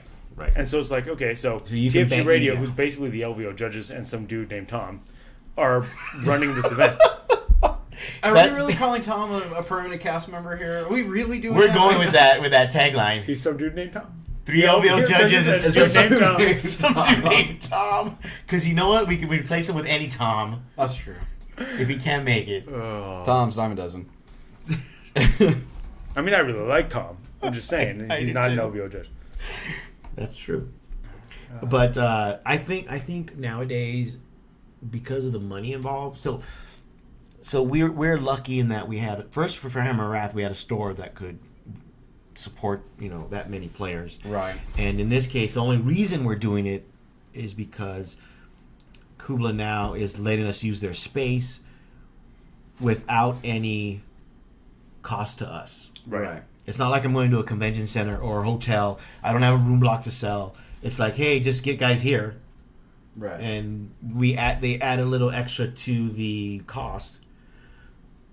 So yeah. So then so there's still a cost to me in terms of getting stuff and terrain and mats and whatever, but I don't have to get tables. I don't have to figure out a room block. Right. I don't have to, I still have to get terrain, but I don't have to get as much terrain as I probably would need. Things like that. I mean, the store Game Empire Pasadena is helping out with the mats and the terrain. Yeah. Now, admittedly, they've bought some terrain. They've been buying terrain because they've had issues with their quality of terrain for a while now. Since 5th edition. And it's the Adepticon syndrome. They've been around for so long. All their terrain is from a previous edition. And so the rules have changed so dramatically. From previous decades. True. Some of it is from, yes. Yeah, like previous millennium. Some of it is extraordinarily old. Yeah. Yes. But they're now kind of cycling in new terrain. And hopefully terrain that they'll keep away from general population so that they can bring it out just for tournaments. Yeah. Like the team terrain that we have. Yes. There. Yeah. So things like that when the team got the terrain from LVO 2 years ago when they were switching out their terrain. Right. So it's just that. So that helps cut the cost. So unless you have a store or some type of convention that's willing to give you the space at practically no cost, you're going to have a difficult time starting a large event. But if you start at like an RTT and slowly grow it, then you could probably... One of the things people don't realize, like Tony just said in the chat, like, he said they spent roughly $30,000 to run the event in Vegas, their con. Yeah. That's insane. Like, it costs a lot of money to run. Unless you're piggybacking on somebody who's eating most of the cost, like we are with Battle for LA. Yeah. Or you're doing it in a store. Doing some major con like the LVO, it's not surprising that LVO did not make money at all the first couple times they did. Yeah. It's massive. Yeah, okay, expensive. So to clarify, he is talking about running them because it's really hard to build bigger because it's hard because you have to be willing to make the cash investment, which is really scary and not always tenable, right? Like sometimes you're not in a position to be like, well, let me take this $10,000 risk and if I'm lucky, I get my money back because you don't, or most of it. Most of it back. Like you're not going to be making money off this. Yeah. So I mean, it's definitely hard not the first couple years you try it. Yeah, no way. So I mean, it's easy it's easier in the sense of there are more players willing to travel and more players connected by the ITC who are more aware of smaller events. It's just really hard to get to break out of that beyond the GT, right? Yeah. Like you can get to a small GT. GT is not that hard to get to, but getting to the major where you're getting triple digit attendance, that's where it's really like that's a big leap of faith. That is. I don't begrudge anyone who doesn't want to try for that. Like 197 says, he runs a small tournament, but he just seems like it would be. He would like to be bigger, but it just seems so big now. You could easily get to GT if you can get 30 guys. I would say 30, at your RTTs 30, regularly, or between 20 and 30. You can get to the GT level once a year, no problem. I bet. Yeah, but the other issue is also, which you need to be aware of, is. what your surroundings in terms of other GTs. Yeah. And other and just the density population of players. Right. Where we live in Southern California, there's a highly dense area of players. I mean, a lot. I mean, that's why I was, even though I was surprised. Well, we can pull in people from San Diego and Bakersfield. Yeah. Right. Like, you don't necessarily think of Bakersfield and like that area as being SoCal, but it is Ventura. More or less, California. And even if we give them enough lead time, we can get people from Northern California. Right. Yeah. Yeah, we can. You know, by the way, Tony, it's in August. You know, but that's why you have Battle for LA. I think, and it's also area like right in this time of year. There's not a lot of GTs in this area. I mean, you have Broadside Bash, and I don't know what they're going to do next year because this year is the last year for the con that they run it in. Mm-hmm. So I don't know where they're going to have it next year, or if they're going to have it around the same time somewhere else, or where. Man, it'd be so sad if that died. So sad. I'm sure Darian would be heartbroken. I'm sure. Because then he won't get a guy who's been waiting for his prize for years. For like 10, 15 years. Will be heartbroken, I'm sure. I'm sure he'll be sad. Yeah. All right. So he'll be a sad panda. So I think that plays into a lot of it when you decide to whether you want to grow something into a GT or even a larger GT. Is your player density. Do you think you get players to come in?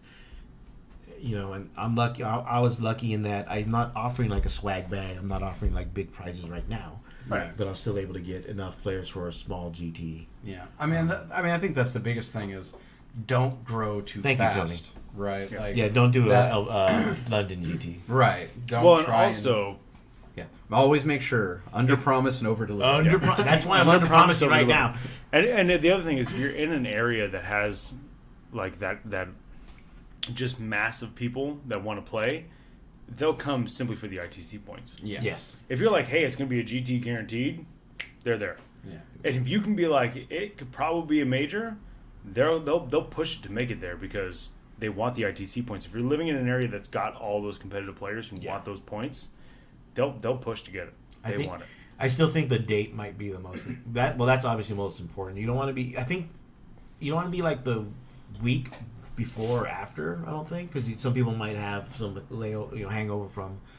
But I think like at least because there are times that Hammer Wrath was like 2 weeks after BAO, Mm-hmm. but we still got 50 something players. Yeah, always short of a major, but we still got 50. This year we're 2 weeks after Slaughterfest. But that's a local thing, at least. And that's local. They're both local, but I mean both GTs. Both GTs are locals, but I still think it because it's 2 weeks, and the ours anyway is the second Saturday in August, which is the normal day for a tournament anyway. Anyway, so most people are used to being out that day. They're just going to come out a second day. Yeah. So financially, I don't suggest trying. I mean, unless you can afford it. And it's not going from zero to like we did with Battle go to zero to major or zero to GT. We just lucked out. If you already have an established core, and it doesn't, and you have a store especially that will do it to at least get you that 30 or 35. Yeah. To become a GT, status. then you should maybe do it, and then if you just add little by little if you can every year. But in regards to so that's more or less it. If you want more, we can talk about it next episode. Yeah. Especially because next episode, barring any, I don't know if we'll do a show for FAQ or not. Nah. But would it depends what's in there. Depends what's in it. Well, I mean, I'm not going to do it in emergency. Next week I'll be here, but the week after I'm in DC. So the week after Battle for LA, I'm not here. Okay, so which is why I'm not going to be at Battle for LA. I'm going to be in DC. Yeah, because you don't support us in any way, shape, or form. No, never, ever. You're the dead weight here, John. Dead weight. It should be LVO judges and John. And a dude named John. 2 LVO judges and the LVO head judge. And a dude named Tom. Yeah, but I'll be here. So I don't know what... Ain't nobody in the world thinks of you as the head LVO judge. No, I know. You are not my supervisor. Goddammit, you are not my fucking supervisor. Do we want to revisit that question? Yes, let's. So the question was, which is up ahead, is essentially whether playtesters should be allowed to compete for ICC points in tournament prizes. So those that don't know, most people know who a majority of the playtesters are. You know, it's Reed. Many of them announce it. Yes, it's Reed. every moment they can. Listen, I'm going to tell you something right now, and just for the record, I am a playtester. They need to see as a playtester. As a playtester. They needlessly when we were talking about this during playtest sessions, during our playtest meetings, it is needlessly apparent in many cases. Yes, we know. So everyone knows, it's the majority, it's vast Reese, majority, Jeff, yeah, a lot of the top players, right? Nanavati, right? Like, so does that? I guess the question is that enough of an advantage to matter? Yeah, I don't know. Like, well, it depends on what their information. Okay, for the record, none of us are playtesters. Nope. No, as hard as we try. I don't know if we tried that hard. We don't, because if I keep referring to the Chaos Anus, right, I don't think they want me as a playtester. They're not. If they ever watch the show, there's no chance we ever get chosen. Well, they follow us on Twitter. I know that much. No, I know. Yeah, and they probably listen. And there's a couple times they've been in the chat. They have. No, not GW. The playtesters. Yeah. Yeah, I know. Right. But I'm just saying in terms of being, quantity. Hey, maybe we should have these guys as playtesters. They probably listen, and I say Chaos Anus when I refer to the crown, and or they listen. They say no. Basically anything that I say. Yes. Listen tinfoil hat about Eldar. Yeah. Oh, man. Let me just put. It's clear who denies us this opportunity. Right. Tom, why would you do this? It's like that meme where the guy shoots the guy and goes, "Why would you do this?" Tom is the guy that shoots the guy, and I'm the guy sitting in the chair. Yeah. Clearly. Sure. But so we are not playtesters. No, they just want us to FAQ stuff. Yeah, right. Yeah. They just want us to make sense of their rules. So it is a really interesting question. Like, it depends on how close what the playtesters playtest is to the final product. Okay. And how much input they actually get in. Right. The process. I think that's the big thing is people assume that playtesters, what they say is what GW is going to do, right? So that's not true, right? Like, no, GW is not going to follow everything they do, and that goes with at least any tabletop game playtester. Just because you give them, hey, this is overpowered, we don't think, like, no, we don't think so, and they don't have to listen to anything. And we know this from personal experience. They don't have to listen to anything we tell them, even though they ask for the advice. Right. Or they ask, hey, what do you guys think of this? It's an advisory role. Yes. It's also we don't know what state the rules are in when they are playtesting them, right? Correct. Because we don't know how fluid it is. They could be getting the roughest. Here's our basically alpha draft. What do you guys think? And then GW internally refines it from there. Yeah. So I think it's because we don't know the process. It's really hard to say. So we could do a couple of like hypotheticals, right? Yeah. So if the case is the playtesters get what is presumably almost a finished product to playtest, and then they tweak it, and then that gets published, then I would say they probably should not be allowed to compete because they have a massive leg up on the other players, right? Because they know not only what's coming up, but they might. And it also depends on the schedule. Like if they have 3-4 codexes at once to playtest, I think it's like that. Then actually, that's an insane advantage. Right, because they basically get to know the meta 6 months before we do, as if they're European. So as if they're Europeans. Yes, they're the advanced European meta, the glorious European meta. But if it's hey, here's a shell, right, or here's what we're thinking. Or just alpha rules, right? Like, here's our first draft of the rules. What do you guys think? This is the flavor we're going for. Yeah. This is what we're trying to do. They get to send some, comments back. Yeah. But then there's a whole nother internal refinement system that those playtesters aren't exposed to. Then I don't know if it's that much of an advantage because they really don't know what the final product is. And I get the argument that, like, any information is more than what other people are getting. Yeah. However, it depends. Like, the quality of it also matters. Right, because they can actually get hurt, right? Because they could be like, oh man, this code is going to be so bomb. Oh my god, it's going to be matter. And then it ends up not being that great. Yeah.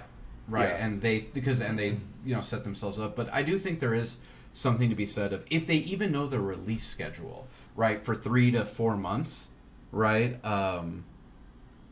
If they just know 3 or 4 months ahead, they do have a sense of what the meta is going to be, right? And they can build lists that are going to be resilient to the changes in the meta. Yeah, I mean, like, if you know that the GSC blips are going to be great, right, or whatever, like, you can then probably build your list with the idea that GSC is going to get to do this thing. And you can practice if with you it know more. like the most unique thing coming out in the list, like let's say, I don't know what Sisters are going to get, but let's say Sisters are going to get this, like we kind of know because of the beta test. Right, yeah. So they even said they're going to rewrite they're starting from scratch on the Acts of Faith. So. Right. So like if you think of the Playtesters as getting what we got for Beta Sisters. Right. That's probably not that big of an advantage. Because I think they're going to totally rework Acts of Faith, right? Yeah, they are. They already said they are. Not only that, but then there's got to be other stuff besides what they've got in there. Like, there's going to be some new units. They're not going to just release re-sculpts of all these new things. Like, they're going to have new stuff, too. Right? So, like, but if the playtesters get to see everything, right? I don't know how fair it is. But if they only get to see some, or they're only seeing it right before it goes to the printer... Right. So they can do some last minute changes. Maybe they get it for 2 weeks before it goes to the printer. Whatever, probably not that big of a deal. But then again, also, how long after it goes to the printer does it come out? So if they know what the full schedule is and they've got all that information, then that is different. Yeah. No, I mean, but even that it's been posted, or it's been said that GW changes the release schedule. You know, so they may know when it's supposed to be come out, and GW may change their minds. It might get changed. That's why I made the comment earlier about the codex, the new codex trumping. People saying the new codex trumps Shadowspear. Right. That could have just been a schedule change at the last minute. Well, yeah, especially because the box games. I mean, that's the thing, is box games and codexes without new model releases are things that they can always shift in the kind of pipeline, because they don't just literally get it delivered from China, right? And then it's off to the stores. It's they have it, they warehouse it, and they can think of like, okay, in the next 2 months, especially now because they have so many books coming out or whatever. Yeah, they probably have multiple books at different stages of development. So if they want to wait a week or two for this book to come out instead of this one because of the hype or whatever, then they'll do that. One thing you might want to think about, which I was thinking about, was because they're usually testing multiple books. Probably I don't know for sure, but the way some people talk, it seems that way. And more importantly, they don't know the version of the book. They have a lot of that in their head. Mm-hmm. And I think Reese or somebody mentioned that sometimes they get the rules mixed up because they see so many versions. They see so many versions, they may not use a rule away anymore. Yeah. So I don't know if that's a hindrance. Yeah. Enough of a hindrance to let it be okay. I mean, I completely understand. It's almost like having additionitis. Yes. Kind of, but I think it is fair to point out that if you have information about the game that your opponent does not, that is an advantage. Okay. Right. So or if you've had it for longer than your opponent has. Yeah, I mean, it's just... being able to practice longer. I mean, think of it this way. If you were going to play like a challenge game and someone's like, okay, I'm going to give you a new codex, and I'm going to give you a new codex, you have to build an army play, but John gets a month with it and you get a week with it. Right. Like, is it really a fair competition besides the fact John's way better than you? I wouldn't say way. We're both in Pod 2. I don't think we play each other, though. I'm in Pod 1. We don't play each other. Thank you. Despite having a terrible record. We established I don't get to go any tournaments until like September at the earliest. Yeah, you don't have to care. I don't care right now. I'm just playing whatever I feel like. But that's the other thing. The perception is an interesting one. So like if you're trying to take 40K to a place where it's more professional, it's an e-sport, then that perception does have to be taken into account. And like at what point do you have to say to people who are playtesters, you playtest or you compete? Well, GW doesn't care. No, I'm not saying GW says that. The player base and the ITC says. Oh. If you're a playtester, you either playtest or you compete. Like, at what point is that going to actually be important to people? I think, not anytime soon if that's going to happen. I don't think it's going to reach that critical mass right now, but, like, what would it take? Would it take, like, a playtester winning, I don't know, 3-4 majors, playing the newest army each time? Probably something like that. Yeah. I mean, the new codex or the some new... of the stuff the playtesters play, sometimes they're playing the next thing out at the next major. Let me see. Nadavati played Orcs at LVL. Yeah, but he's been playing Orcs, though. I mean, he's been kind of consistent with that. No, then he played something else at... And Jeff is a playtester, but he stayed consistent with Custodes for a while. Yeah. So he's just now jumping to Chaos. Right. Yeah, so I think it would take something like that. I mean, there's a lot of tinfoil hat stuff with this. Like if the camera was on me, I could put one on. like what's that fat dude with the stupid show, InfoWars guy? Al Jones. Don't act like you don't know. No, I was blanking on the name. Oh. I know his name. I was blanking on it. Yeah. But I mean, yeah, there's a lot of tinfoil hat with that because I don't think there's a whole lot of proof that they're doing this, if any. But it definitely is there. Like there's that problem of perception. It's not even. I wouldn't say it's a problem of perception. I mean, there is a problem of perception, but I do think it is a problem philosophically. Of does the ITC allow people who do have insider information where they sign NDAs, right? They sign legal documents because they have this information. Right. Is that equal footing with anybody else who wants to compete? Right, like I understand that's again it might not be an issue now, and I would not say that it is an issue now because I don't think I have any definitive proof one way or the other. Yeah. But from a simply philosophical standpoint, I do think it is a conflict, right? That you can have people, and there are people who are attempting to monetize their hobby essentially, right? And if you get to say I'm a playtester, right. I mean, so it's one of those things of it's not like these guys are like, oh, well, they're friends with them. It's they signed legal documentation saying I will not reveal the details of what I've been exposed to and what my work is. That seems like they get access to information that probably is useful in a game. There's another decent point, which is if you were to say to them, okay, playtest or compete, or if you remove their ability to compete, a lot of those playtesters would stop caring about the playtesting. No, they would. Why would they care about the playtesting if they're not allowed to compete? No, I mean, that is, I think, a problem that you would run into is that, in terms of playtesters, you do want ultra-competitive people playtesting, right? Because they're going to find things that are broken that you don't understand are broken. Just the same way you need fluff bunnies, doing it too, because those are what kind of normal people will interpret rules to be. Yeah, GW does have it's called the Infinity Circuit, and that's all the fluff bunny playtesters. Right. Yeah. Access of Entry asked because he must have missed the first part. How do TOs know who a playtester is? Most of them have announced their presence. At this point. Well, not all of them, but most. But a lot of it. Playtesters are a little bit like vegans and non-Game of Thrones watchers. How do you know somebody's a vegan or doesn't watch Game of Thrones? Don't worry, they'll fucking tell you. Yes. Yeah. It's the same thing with a playtester. Most of them. How do you know somebody's a playtester for 40K? Don't worry, they'll tell you. Yeah. Right. Some more than others.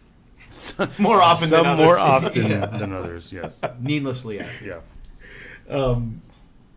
Needlessly accurate. Crossfitters. Yeah. People who didn't vote in the last election. Yep. People don't vote in general. People who don't vote in general. Well, I don't vote. Yeah. I did. We're not even talking about. We're talking about the color of those roses over there. Yeah, but I didn't vote. Okay, thanks. Yeah. Thanks, Grandpa. But also, do you think putting the cutoff, the 1 month cutoff that a lot of tournaments still use, mitigates that their advanced knowledge? To a certain extent, but not enough. I mean, again, you can only play so many games and then know it. It goes back to how much information they get. Yeah, we just don't know what the process is. I mean, right.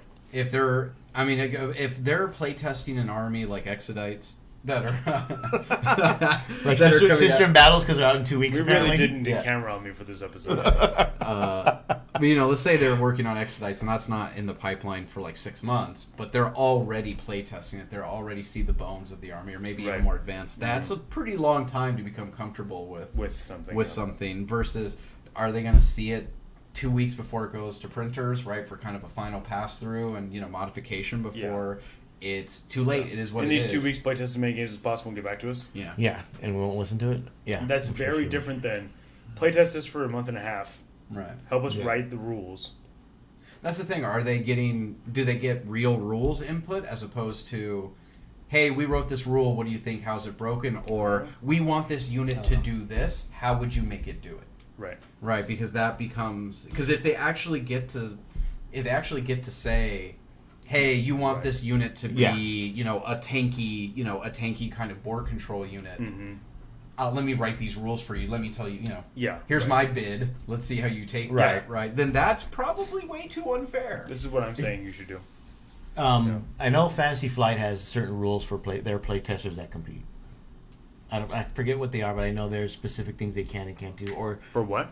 For playtesters in their system for Fantasy Flight, and especially if judges happen to play in their tournaments, which is an issue we can talk about at another time. But I mean, I think it would depend on what. I mean, I don't know. In terms of what can you do? I don't think anybody would not want to. I think like they're saying, I would probably. Would you give up the playtest to play if you're always making top 3 in every tournament? I mean, I think that. I don't know, but what would be the incentive to be a playtester at that point? Well, that's what I mean. Like, be able to say you're a playtester? But, like... I think that'll work for a couple people we know. Yeah. Sure, but then are those the people that you want playtesting? No. Because I don't think that it changes the Infinity Circuit. I don't know if you'll even have a Mournival. For those that don't know, Infinity Circuit are the fluff bunnies. Mournival are the competitive players. Yeah. But I mean, even with playtesters. But I mean, people are like, "We'll give them." That's a good point, Tony. He says, "Here's the thing: the rules sucked when there wasn't playtesters. Now there are good rules, so they must listen to them quite a bit." So then, what would you? Well, I mean, you're kind of damned if you do, damned if you don't. If you give them money, the problem with that is, GW is GW is frugal. We'll say it that way. They don't spend money they don't have to, and they never have, especially not with their current CEO. Right? They're not going to actually pay people to play test. Right. Because... But I'm also not about to bash their business model because they are currently giving us everything we've ever wanted. Right. Yeah. So. Plus, being frugal with the money is typical of almost any company. Big company. But they've always been that way, right? They've always, if they can. I've not seen Games Workshop publicly give any money to the restoration of Notre Dame. There's billionaires for that. Hey, Henry VI of England was crowned King of France in that building during the 100 Years' War. They should show some damn respect. You know what? We're going to forge my narrative. Then you know what? The King and Queen of England should go. The Queen. I know, right? Yeah, exactly. I think she's related to Henry VI, though. Whatever. They have the same tutor. Yeah. No, he wasn't a tutor. I thought he was. Henry VIII. The 8th. Yes, I'm getting the Henrys wrong. Yes. For heaven's sake. Henry VI is pre-War of the Roses. Oh, okay. There we go. Thank you very much. You mean pre? You're welcome for your history lesson. We just lost 18 viewers. All right. I mean, I already checked out. I don't know. Checked out. I watched your eyes glaze over. Whatever. Yeah. France and England going to war, or whatever. I mean, that's nothing new. Yeah. How would these playtesters know how to properly playtest the game unless they're in the tournament scene? I mean, that's another good point too. I mean, again, and for competitive playtesters, you need that. I mean, again, you don't need just competitive playtesters. You need the spectrum. But it's true. How do you incentivize people who are legitimately good at the game to be playtesters if they're not allowed to really compete for ITC points? Yeah, it's either got to be it's either got to be at that point money, right, or money. Yeah, it's money. What about product? Or product? Well, I don't know. They get the new army for free. But no, because I don't know. I don't know if I'm thinking about what would I do it? I don't think I'd do it for product. For product, I would easily. Nobody wants you playtesting any games. You don't read the rules. That makes them the best one. Yes, exactly. And again, Magic is never a good comparison because you have to remember Magic is a much larger, much wealthier, right, and has been doing this for a lot longer. And it's also a game based on mathematical models. And it's super well established competitively. Yeah, exactly. That's the one thing I don't like about the comparison with Magic the Gathering because compared to Magic, 40K is in its infancy competitively. Yes. I remember buying my first deck of Magic cards in 1998 and looking at the rule book and being like, man, this game's complex. Today it's it's been whittled down. Yeah. I know. I mean, I remember I got my first booster, I think in 95, 96 or whatever. But even with that, I remember, and that was very early in the game's life where it was still what the fuck is Magic? And they had I remember going. I think I was only 13. Going to the Wizards of the Coast in Seattle and playing in one of their tournaments. Right. That was the Western Conference Finals. Right. That it was they already had that set up 3 years after the game launched, right? Like a systematic, etc. And like, you know, GW kind of, I mean, it's been a couple of years for them to even acknowledge tournaments exist. Yes. Yeah, that's true. Yes, it did. Well, they stopped admitting they existed for a long time. Yeah. Yes. Oh yeah, and it's also Magic's built on a clear mathematical model, right? Like people forget, Richard Garfield's a mathematician, right? Like, 40K is not built on a mathematical model. I mean, they're trying to graph one onto it clearly, but Not at all. It's very different when your game was created to be this kind of balanced game versus, oi mate, where my beer and pretzels at? We're a bunch of fucking metalheads in early, in Thatcher era England. Yeah, we're gonna make this crazy ass game. Thatcher era England. That tells you all you need to know about Games Workshop. Magic is funny because like I was walking into the schoolyard during the junior high lunch. Yeah. And I walk by a table of 6th graders and they're playing Magic the Gathering. Yeah. Right? And I look and I'm like, man, that guy's got like 8 colors in that deck. Like, what's that kid doing? And so as I cruise by, I do a drive-by and I'm like, hey man, you got to go either mono or double color. You got to pick. And they all stop and they're like, what? I'm like, you got to go like red, white, red, black. Like, you got to pick. Yeah, you have to pick. You can't go rainbow decks. And they're like they've never heard anybody ever give them advice ever before in this game. And they're all playing there with like every Magic card they've ever bought. Yeah. I'm like, they should force tournament players to play that way. See what happens. All right. Oh my god. I think that's enough for tonight. Yeah, probably. If there's no other questions or comments, well, I don't say comments. There's a lot of comments. Yes, there's a lot of people in the chat. Yeah. You know what? I'm okay with the chat being active. Thank you guys. That's good. Yes. Keeps us on our toes. Well, I don't think there's anything else in the chat. No. We did FAQ predictions access, and at one point John said, I don't want to talk about stuff that's not real. That's true. So we more or less stopped. Because we don't have any inside information like some people maybe that are in the chat. Oh, yeah. We were Wow. Or not. I don't know. It's just all allegations. It's not... okay. Look. Integrity. That's the word of the day. Word of the podcast. Just because we met with them doesn't mean anything. We lied about meeting them. Oh my god. Yeah. So that's all. I think that's it for the chat. Yep. Any last words, John? Integrity. Danny. No last words. Integrity.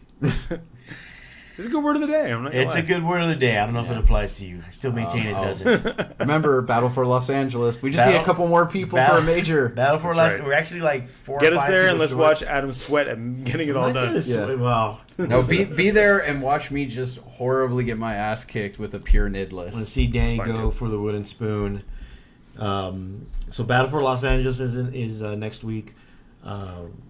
Go to check out Veteran Gamers Re-Enlisted for their Slaughterfest at the end of July. Go buy products from Hammerhead Games. Go buy products from Hammerhead Games. Get the inside scoop on That's Hammerhead Game products. And Exodites. And Exodites. Apparently in Exodites, because I hadn't heard anything about that until those guys talked about it. Yeah. And then Hammer Wrath is in August, so keep an eye out for that. We'll start advertising that once Battle for LA is done.